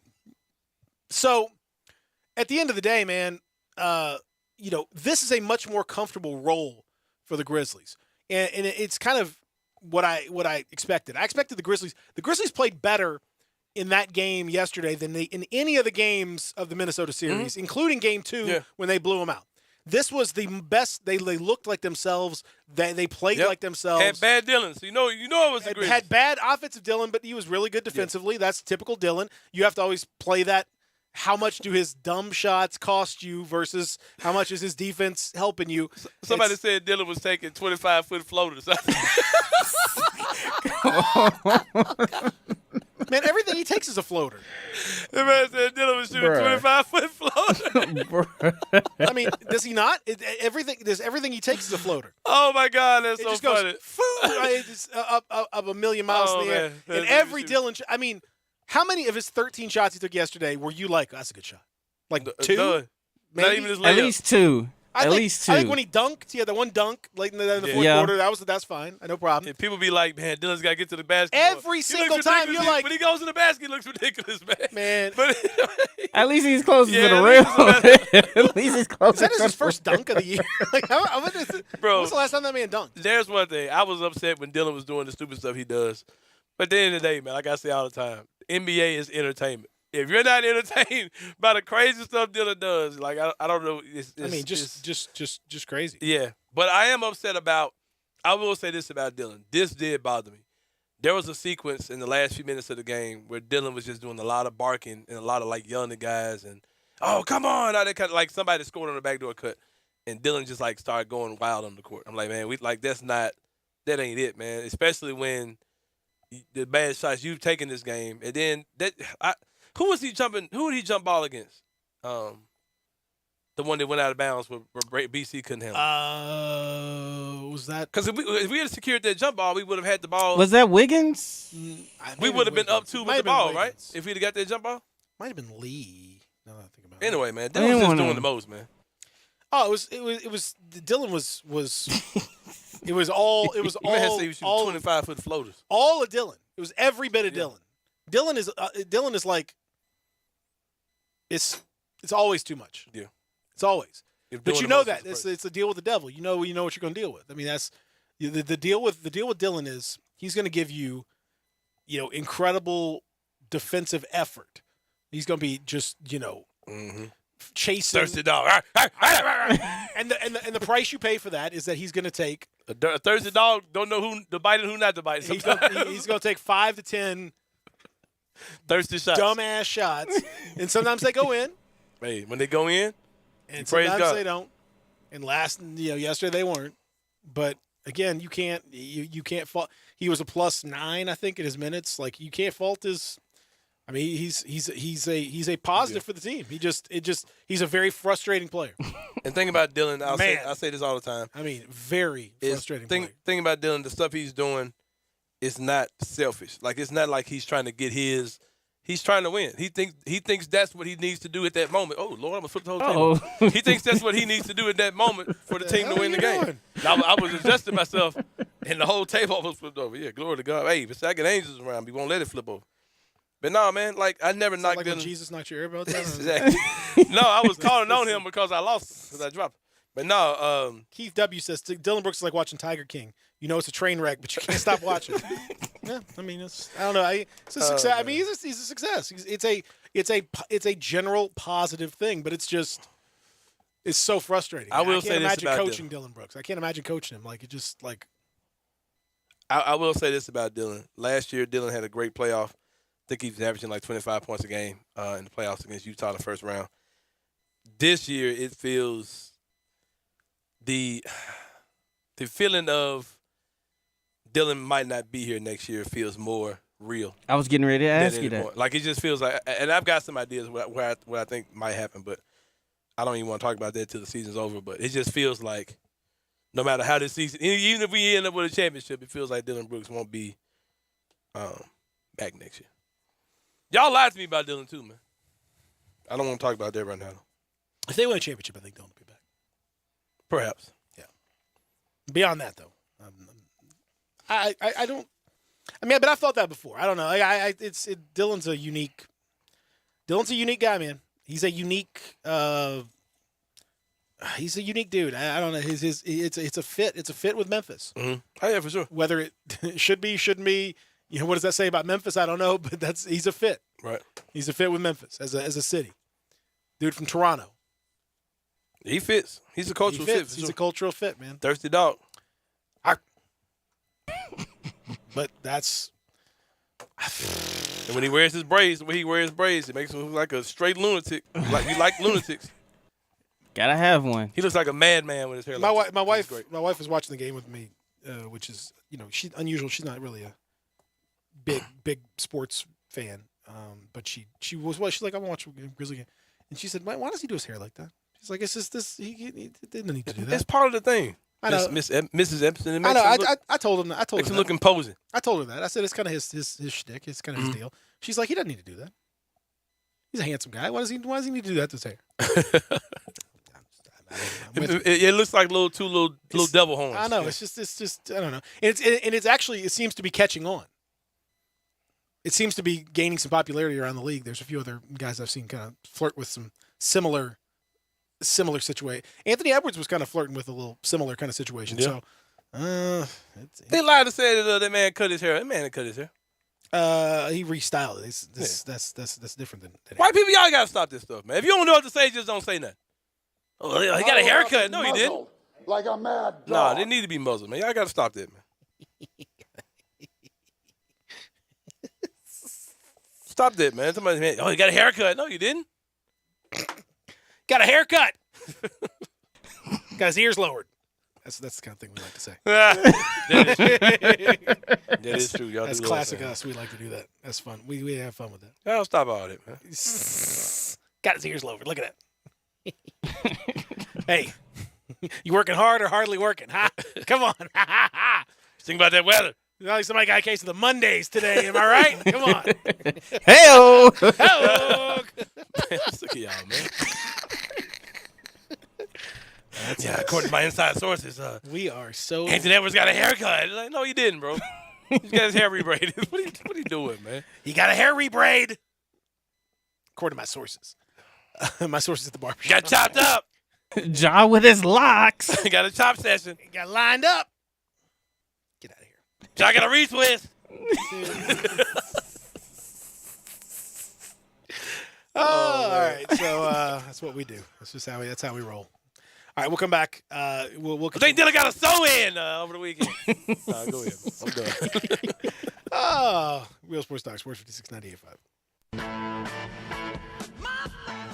Start your day with Sports 56 Mornings with Greg Gaston and Eli Savoy.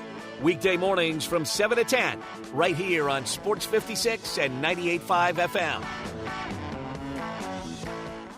I have so many people tell me they hear my ads on this station and that they want to know if I'm really as bad a golfer as everyone says. This is Sheldon Rosengarten with Marks Bensdorf Realtors, and yes, I hate to say I am. I wish I were in my 90s because I could then tell people I shoot my age. But being a bad golfer is not terrible because I devote so much of my time to selling homes to keep my clients happy. Over the many years in the real estate business, I developed a highly successful strategic marketing program, not merely a listing program. Using preparation, presentation, and proper pricing, it works. If you're thinking of selling, talk to 2 to 3 real estate brokers and make sure that I am one of them. Find out why people often say that when you want the job done, call Shell Dunn. That's Shell Dunn Rosengarten, 483-0546 or memphisrelocate.com. Do it now. Shell Dunn, 483-0546 or memphisrelocate.com. Mount Moriah Auto Sales. What sets them apart? Great selection, quality, high-end to low-end cars, and low mileage. Mount Moriah Auto Sales is under new management. Ask for Emmett or Steven. Check out their great selection of cars or trucks. Choose from Dodges, Jeeps, Fords, GMCs, Infinitis, Porsches, Range Rovers, Lexus, Mercedes, BMWs, even Bentleys. Mount Moriah Auto Sales also has a great service department with 12 bays for everything from oil changes to alignment to new tires. Go to MountMoriahAutoSales.com. Pick out your like new car or truck today. Mount Moriah Auto Sales, right on the corner and right on the price. In the alley since 1948, Mr. Charlie Virgo's world-famous Rendezvous. John, you and your family continue the great work at the Rendezvous. Next year will be the 75th birthday party. Let's start the party now. Brett, there are so many visitors in town to watch the emerging Grizzlies and to see our great sights and sounds in Memphis. I see them all the time at the restaurant. I want them to know Memphis is a great foodie town. There are so many family-owned, locally owned great restaurants that have stood the test of time. I won't mention all because the list is too long and I don't want to leave anybody out, but I will mention Jim's Place Place Grill because my cousins own it. It's a great restaurant, and they've stood the test of time. And they are this year celebrating their 100th anniversary. And of course, any visitor that comes to Memphis needs to eat barbecue. And I've said this before, there's great barbecue all over Memphis. I know because I eat it. But if you just have one night to eat barbecue in Memphis, it should be the Rendezvous. It's such a special place with a special staff. And by the way, next year we will be celebrating our 75th anniversary. The world-famous Rendezvous, serving Memphis in the Mid-South and with the shipping serving the world.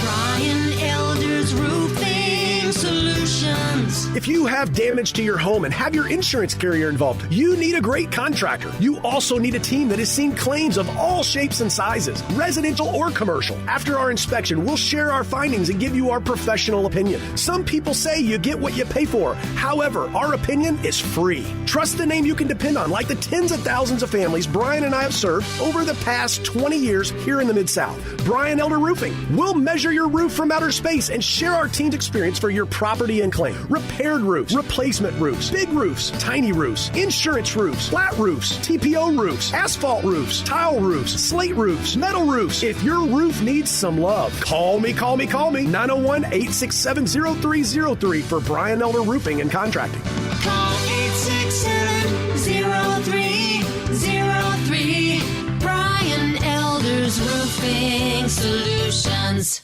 Now, back to Grind Time on Sports 56 and 98.5 FM. Here once again, are Peter Edmiston and Anthony Sane. Yeah, I'm a stand-up, got my bands up. You don't want to see me pissed off. Real talk. Never tell a lie to a dog. Nope. When it come to them, you got to play it raw. And I never ever let get to me. Why not? Yep. Ain't worth my energy. What you had to do? Cut them off, make them feel it ain't dealing with nothing if it don't make sense to me. Somebody said that Moneybag Yo sounds like all of his lyrics are Facebook posts. Facebook stats. So he just goes on Facebook and just writes everything down and like sends it to song. It's not a bad idea, actually. I mean, if you want a little shortcut, if you're a lyrical shortcut, if you're just out here, maybe you have a little writer's block, set it on Facebook. See if you can find some. Yeah, just go on Facebook, get some get some ideas. What? Huh? I thought it broke. Yeah, it says something. Yeah. Big talk. Our friend, One Pretty Pearl says, got a case the Mondays just took me out because I heard it twice. Yes, that's what I know who said it to you. I know who said it to you. Oh man, believe me, I do. That's absolutely terrible. John says, "What if all the guys went and got a perm?" That'd be weird. That'd be weird. I think we'd all agree on that. I mean, it's funny, man. I think some guys would look better than others, but it made me mad, man. Like it bothered me to see like people talking about Anthony Edwards got a haircut. I'm expecting this man to come out there, chopped up. I know somebody said it was like the Michael Jordan, like he got his hair like shaved, like that's like, okay, got a whole new style. Nah, they probably saw that man with his hair in a ponytail, pulled back, and probably thought he would cut his hair off. Yeah, like, y'all so strange. I think with the in general, I think the white awareness of black hair situations is maybe lacking sometimes. As far as braiding and cornrows and different styles and that sort of thing. Like, I think we may struggle sometimes as a collective unit. my people. Well, Peter, this is where all the players played from far and wide, wearing afros and braids, kicking those gangster vibes. And I'm here to tell you, there's a better day when the players' ball is happening, all day, every day. Ain't no chimneys in the ghetto, so I'm hang my socks on no chimney. Full as the tick, give me some greens and a ham hock. That's what it's all about. Don't treat me like I'm smoking rocks. I got the munchies. I got the Mary Jane in the country. Just to let you. In 93, this is how we coming. From the great prophet. Man. That's right. Doesn't sound like a Facebook post. Well, how does that go pity pat fun or rat? I'm leaning back, my elbows out the window. Do you rum and endo feels my body? Do you think that is what happened yesterday? Because we're talking Grizzlies down 1-0 in the series, even though they played really well. Is what we saw from Jaren Jackson Jr. sustainable? No, that's not sustainable. No, 30-something points, 6 threes, Well, staying on the court, I think is sustainable. Well, let me say, not specifically that Man, total. what this man got? Look, hey, Bucks and 5, man. Jason Tatum just came in here with like a prep school weirdo. Man, a cardigan short set on. Man, what the man doing? Anyway, bro, man, a cardigan. That's what Caillou collection. 33 and 10. I don't think anyone's expecting 33 and 10. Yeah, but he played well in Game 6 for even the Minnesota series. First time we've seen that from him in a while. And then this series where he really does, it's much better matchup for him. Just in general across the board, like the size, the physicality is different. He's able to kind of assert himself inside in a way that he really couldn't do specifically against Minnesota. He can post up, get that little lefty hook to kind of get his rhythm going a little bit, which he wasn't able to do against Minnesota. I think we'll see Jaren average 23, 24 a game this series because I think it's a better matchup for him. He's going to stay on the court, and he played 30 minutes and 49 seconds yesterday. I mean, come on. You brought up something that I almost let slip by, but here we are. Evan Barnes, I'm about to get your ass tomorrow. But you brought up something. Okay, now, Memphis is a snitching ass city, so I hope y'all don't go snitch on me. All right. Okay, I'm the type of guy, whenever I hear something, I don't just take it at face. When there's like, oh, man, Ja just gave his most improved player award trophy to Desmond Bain. I'm like, man, that wouldn't fly. That wasn't cool to me. The Grizzlies just milked the mess out of it. But anyway, I didn't look at that the way most people looked at it. And Friday night, it was like, Ja's dad is here, and, I think that his dad being here changed his game, and he went and hugged him after the game, and Jaren was kind of, holding emotions in or whatever. I'm like, what is your millionaire-ass daddy been doing this whole time? Like, why has he always been in games? He works for the Knicks. Bro, that season been over. If one more person says to me that Jaren Jackson Sr. is an assistant coach for the G League, and that's why you ain't been seeing him in games, I'm going to punch you in the face. The G League has been over months ago. Why has Jaren Jackson Sr. not been in games? What has he been doing other than flying his rich tail into Memphis and watching his son play? I don't know. Like that's bro. That's weird. His schedule, that is man. Weird, man. Somebody has to answer that question for me. And it may be him. He's DM'd me before. Like, I'm serious. Like, I don't understand why he's not coming to games. I see T at everything. Every freaking thing. In the club, it's T and Ja. You know what I mean? So why am I not seeing? Why is he not in Memphis? Maybe he's sick. Man, y'all, bro, that makes no sense to me. I was like, wait, Jaren daddy don't be at games? So, his dad, the Knicks. Bro, the Knicks season been over, and they G League season way been over. I don't know his schedule. Hey, bro, I wish I did. I'm not trying to question that brother's parent. It just seems odd to me. Like, why are you not at games? Why don't you live in Memphis when your G League season is over? Is he the head coach of the G League team? Man, first of all, you think I'm missing my son in the NBA for freaking the New York little Knickers? Little Knickerbockers? Wait a minute. Wait. You know what I'm saying? I ain't got time for that. The little Knickerbockers. You think I care about that? Can you dump a whole segment? You think I care about the baby Knickerbockers? Can you hit that K a little harder? Can you hit that second K a little harder, please? Do you mind? Just give me like a Nick Juniors. Yeah, the little Nick Juniors. You think, what in the world, bro? Y'all are crazy. Like, what are y'all talking about? Hit that K every time, extra hard if you don't every mind. time I'm saying something about it, like, his dad's in the coach of the G League. Man, I don't give a crap about this man coaching no G League team. Man, what is this? That's his dad at the game the other night. Peter, I'm well aware that his dad was at the game the other night. But I'm saying, where has he been this whole time? What's going on? What is he going to be there the whole time? I guess I'm spoiled on T. Morant. Who's at every game. I guess that's what it is. Zach just all on the mic during the middle of the show talking. Y'all talking about me. Hey, you got to turn off your mic when you're having a conversation over there. Yeah, Zach, Zach. boy. Come on, man. Hey, my No, man. No, man. No. Ain't no excuse. But no. But seriously, man. I understand he was there Friday. Man, It was I can't. It was an emotional moment. I got caught up in the moment, seeing him in the moment, whatever. Yeah. But I just started thinking, okay, bro, where you been? Where you ain't always been What's in he games? supposed to follow? We can watch from the TV. Do you think he doesn't support his kid? Okay, bro. Maybe he didn't want to be part of the show. He shows up to a game. Jaren has 18 and 15. The next game he has 30 and 10. You need that, bro. You tell me you ain't showing up to this kid games? Gabe Kuhn, are you listening to what I'm talking about? You agree with me? Anyway, talking about the Nick Juniors. He's a Nick Juniors coach. He's the little Knickerbockers. Like, I don't give a crap about the Knicks. G-League team. I'm asking you, please, get that J harder. I'm clearly on that comment. I'm really begging you, please. Papa John over here is getting a little got Peter getting carried away, man. Got Peter sweating up here. Yeah. Nick Juniors. Yeah. Is that better? People calling it Nick Juniors. Yeah, Darren saying St. Ass and they're shooting 25-foot floaters. Knickerbockers, yeah. Yeah, you are. I don't give a crap about Jaren's daddy coaching no G-League team. Why you ain't at the games, man?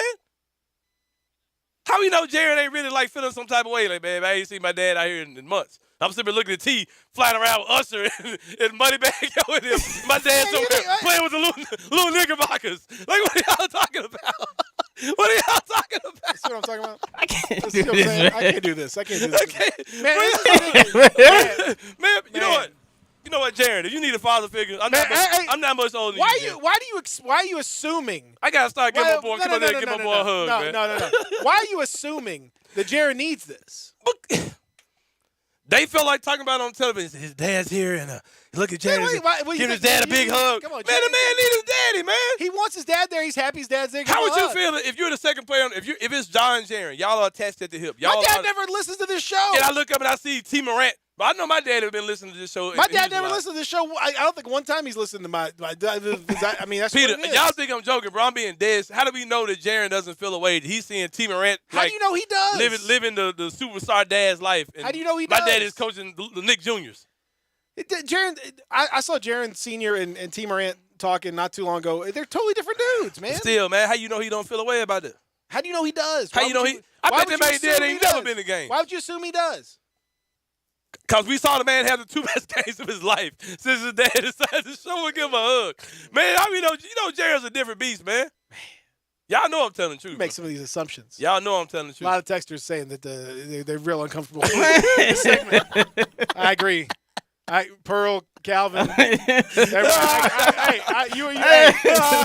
I promise you're not as uncomfortable as I am. I promise you that. Hey, we good, man. They know what I'm talking about. I thought I was shooting my shot with the Ginger Ninja and all that, but no, I didn't. The NEN man. The little Knickerbockers. Y'all better quit playing with me, man. I'm not finna defend that because it looks weird, man. The man's Jared's dad's here. Look at him hugging his dad. Man, where you been? You're a millionaire, Where's man. Desmond Bain's dad? Why you care about Jared? or Dylan's Where's dad? Tyus Jones' dad? I don't know. Like, what do you care about? Why is it just Jared? Where's Brandon Clark's dad? John Conchar's dad? I've never seen John Conchar's dad. Daddy Conchar? I've never seen. Oh God! Where's Daddy Conchar? Where's Steven Adams' dad? Yeah, Steven Adams' dad. Oi, son. Hey, son. You make bloody hell, son. Make your old man proud out there, son.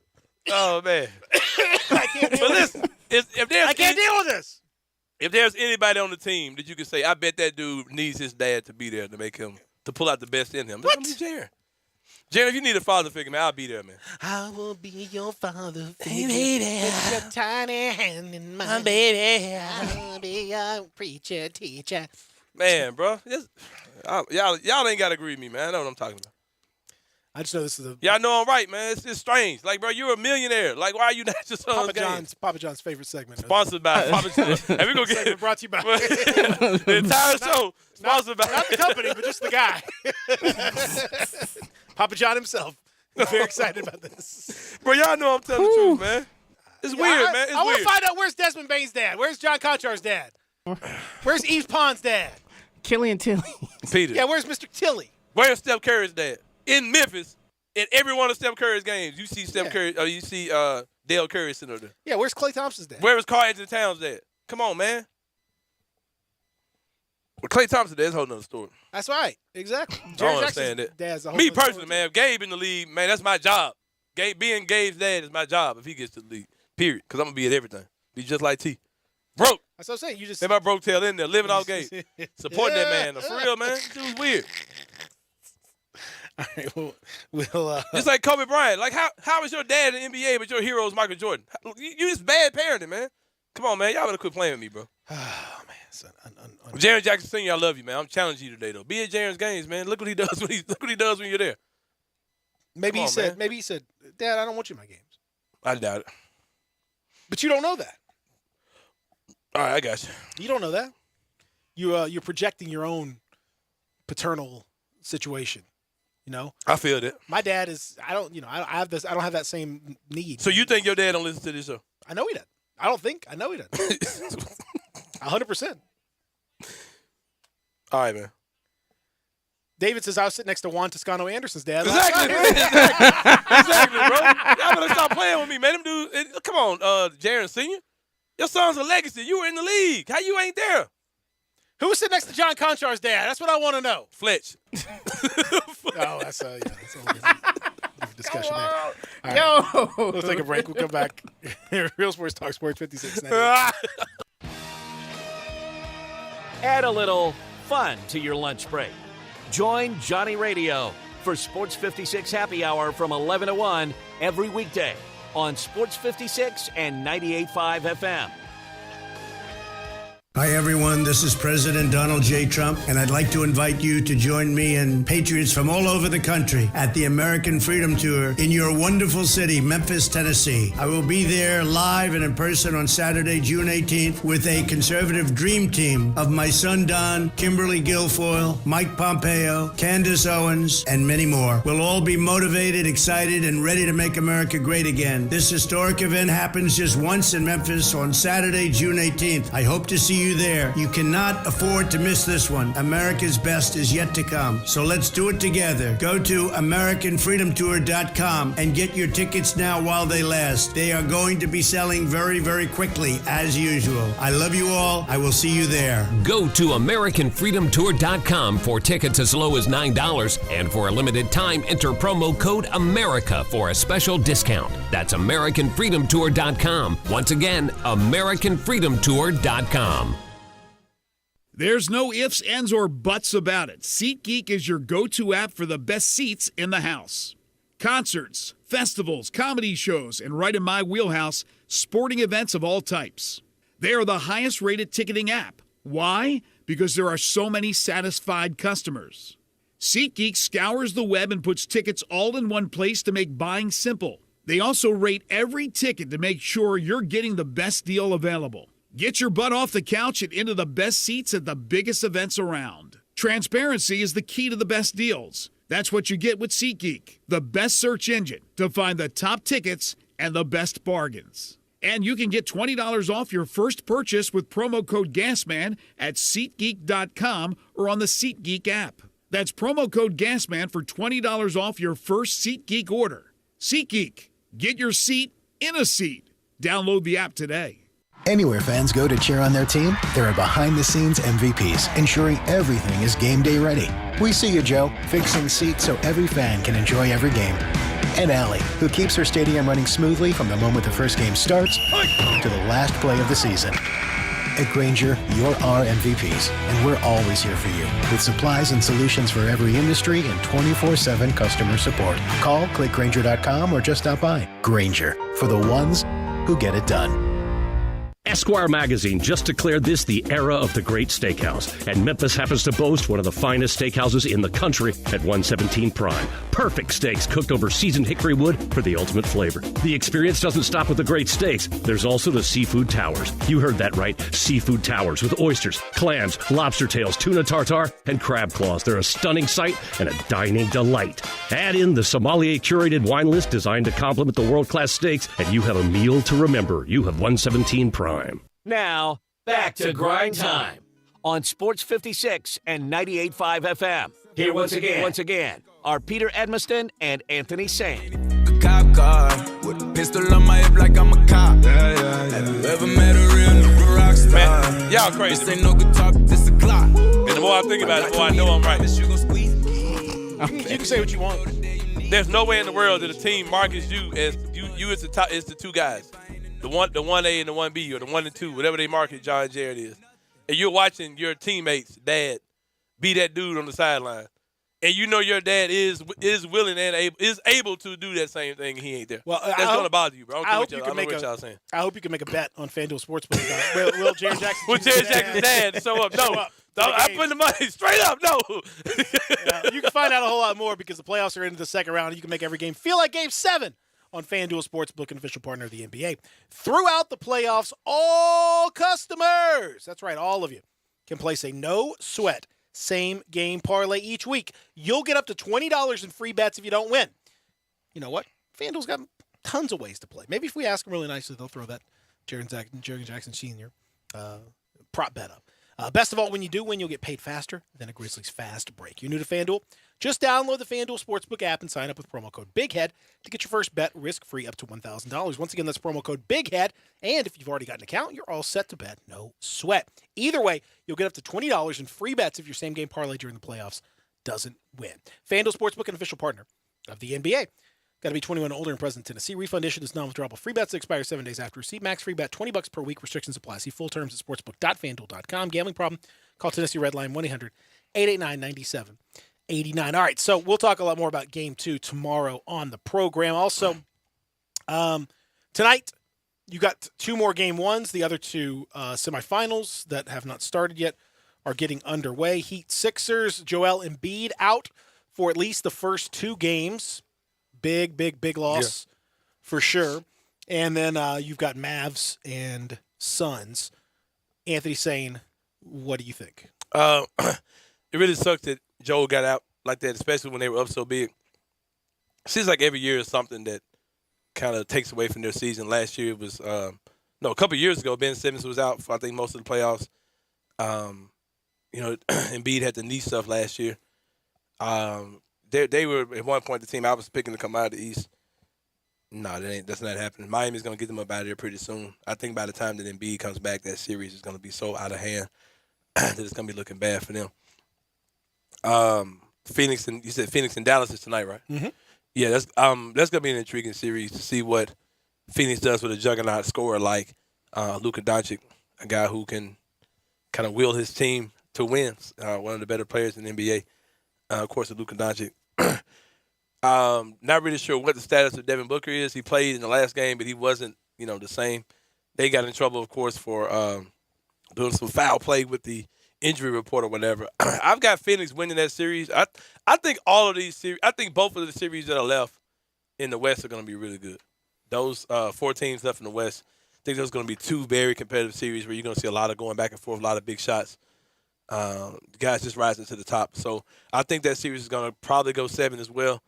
I think, like I said, I think both of these series will go 7 with the teams that have the home court advantage winning in Game 7 in both. I think you'll see Memphis and Phoenix coming out at these 2 series in the West. Yeah, I think it's hard to see past the Suns the way they're playing right now, and with Luka Doncic not being 100%, that certainly factors into it as well. But I think just in general, the Suns, the way they're playing right now is phenomenal, and it's hard to imagine. I think that we have not.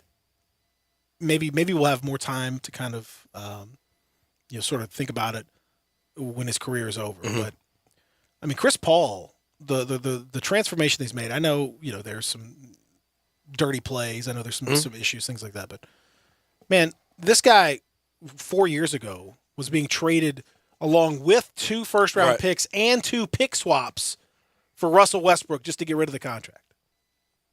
That's facts.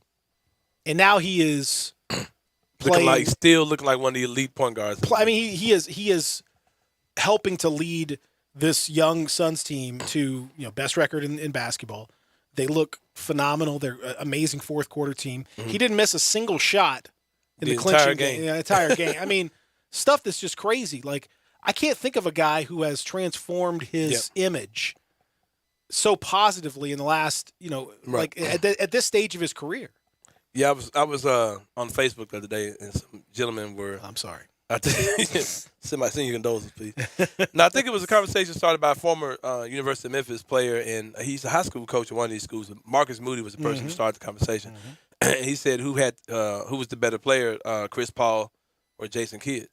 Now, Jason Kidd was probably one of the more beloved players, especially in this area where we like the dramatic, we like the flair, those type of things. So I just thought it was such a bad debate. It was like Chris Paul is one of the better point guards, possibly of all time. If he's not two, he's one.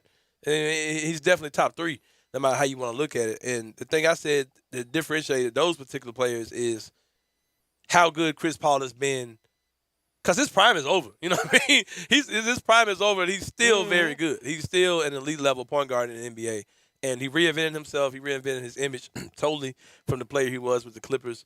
He went to that he went to Houston and had people thinking he was done. And, like you said, like he was on the decline and had the Albatross contract. And now he's the guy who's going to sign another contract. And he's phenomenal, man. He went to Oklahoma City, and he was just a great team player. Got that team to the playoffs. And he's doing it again here in Phoenix, and he's phenomenal. He's absolutely phenomenal, and he teaches a masterclass in being a point guard for sure. That's the thing, man. It's just crazy to think that he was such a castaway. He's just an afterthought. Like he's just, oh my God, this contract is killing the Rockets. Like it's. Yeah. And now look what's happened. Look what's happened to the two teams. Look, I mean, it's absolutely crazy.